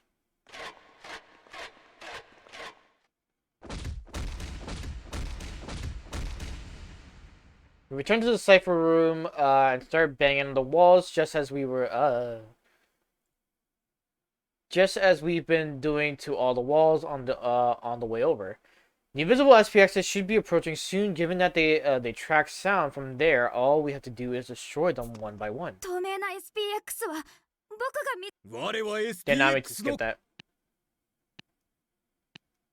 透明な SPX は僕が見つけてみせるよ。我は SPX の攻撃を食らっても決して死にはしない。全力でみんなを守りきるのである。である。撃退はお姉さんに任せてね。ヒントさえ分かればどんな子だって機能停止させちゃうわ。Ah, shit. 皆さん、ありがとうございます。You said you could hide, but do not hide on the walls or the pillars? The mechanical clamor of SPXs draw near. I feel a cold bead of sweat run on my skin. There's no choice. We have to do this. Whatever happens, we're making it through these next few hours. Oh my god, you're kidding me. The invisible XPX approaches. I did not save. Okay, the invisible sphere approaches. Detectives can inspect and discover its hidden location. Once the SPX is revealed, make interferences to destroy it. Anyone left within range will die. Rely on armor detective if things get dire. His sturdy defenses are impervious to its attacks. Use him as a use him as a shield and survive until the time specified by Renegade Detective. You're fucking kidding. Oh my god, you're kidding. どうしたの？どうしたの？僕にはこれしか脳がないんだ。どうかしたの？おやつはどこか僕しら。でよければ。先生曰く調査こそが探偵の基本。 Nothing. Got it. 合点承知である。合点承知である。我に任せろ。必ず見つけ出す。おお。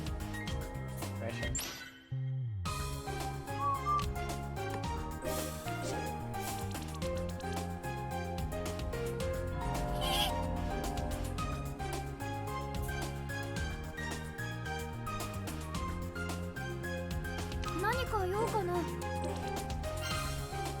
どうしたの？調査は僕に任せて。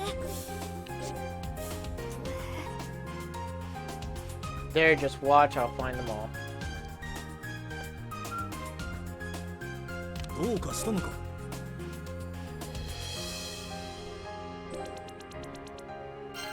どうかしたのか。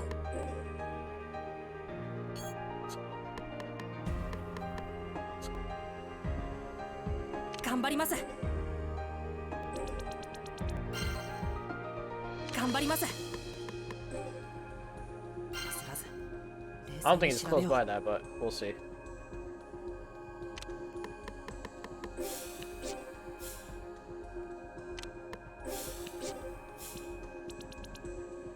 Oh shit. Wow, that is a bitch. I didn't even see that one move though. Restart? Okay, yeah. Yep. Okay. So, there's one that's like around here, and the other one's like close by here. Well, that's so fucking annoying. どうしました？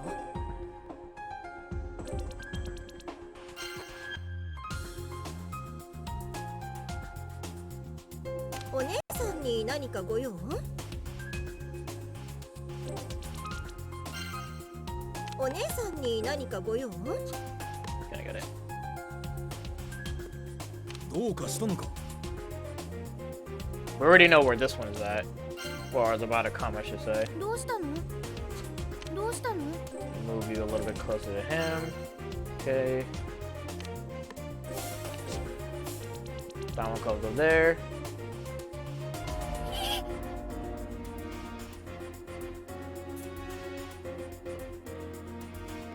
どうしました？僕でよければ手がかりを見つけ出すんだ。どうかしたの？甘味完食。あ、おやつはどこかしら。どうしたの？調査は僕に任せて。あら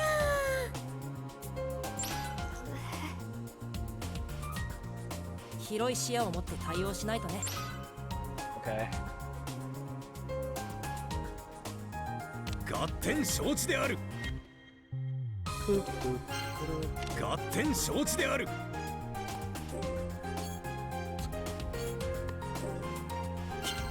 奇跡だ。解けたかもしれぬ。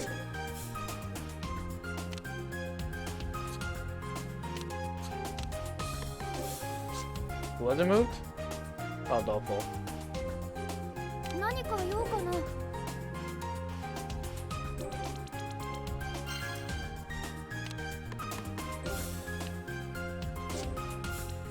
我が鎧と信念は No, he got close. Oh, no, there's another one over there. Jesus Christ. Alright, we gotta どうしたの？ move them. Actually, no, hold up. Yes, I can do that. Okay, good. Put you in like the corners. Jesus Christ.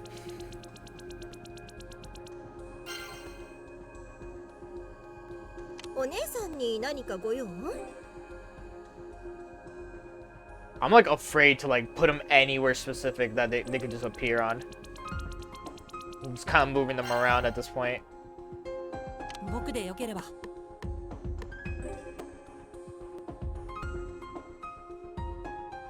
For now.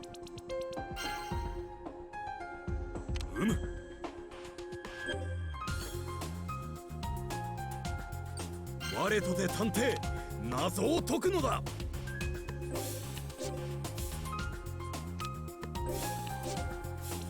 我が鎧と信念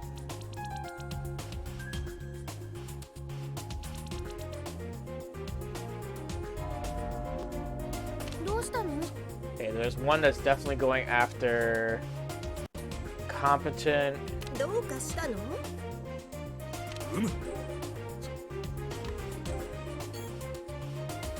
脳が溶けそうだ頑張ります。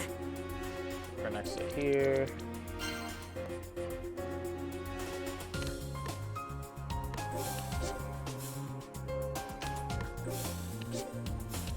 我が鎧と信念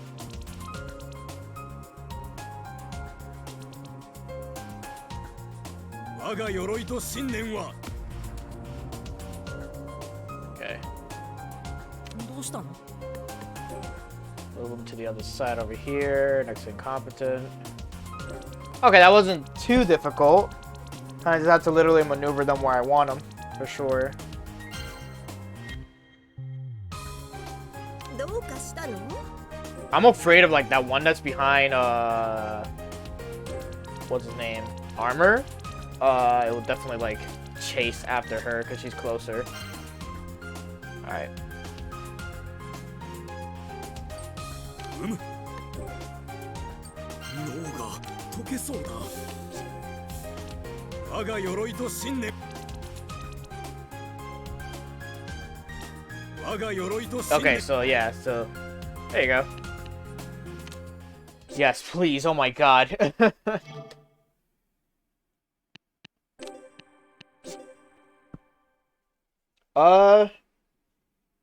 You know, this might be a good place to stop here because I already saved, right? Yeah, so just in case. This is a good stopping point, actually, now that we did that whole situation. But yeah, man, this is becoming crazier and crazier as we go.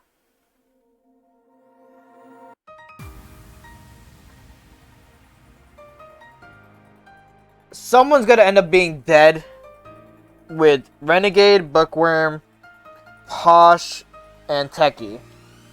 But the four of them there, someone's gonna be dead, possibly. Then the other four that we're here currently with is we're fine for now. But I swear, if someone ends up dead, I'm gonna just be like, well, shit. On that, tomorrow though, definitely there's gonna be a stream. Raincoat. Cannot wait for that. That's gonna be the funnest thing. It is wild. It is wild. But yeah, I'm gonna call it a stream. I've been just watching and hearing the stuff. That's good. What was I saying? Oh yeah, tomorrow's gonna be a stream. What we're doing is, what are we doing? Oh, we're doing Raincoat, right? We're doing Raincoat tomorrow. We're gonna what was it? We're going through the Mystery Labyrinth or whatever the fuck it was called again to solve who killed all those 5 detectives on the train while we were the only ones there. And then yeah, we're gonna see what that whole spiel is. Other than that, yeah, that's about for the schedule. Anyone who's currently watching, I appreciate it. Anyone who's just dropped by for a moment, appreciate that. Other than that, I think I'm gonna call it a night. So bye, じゃあね。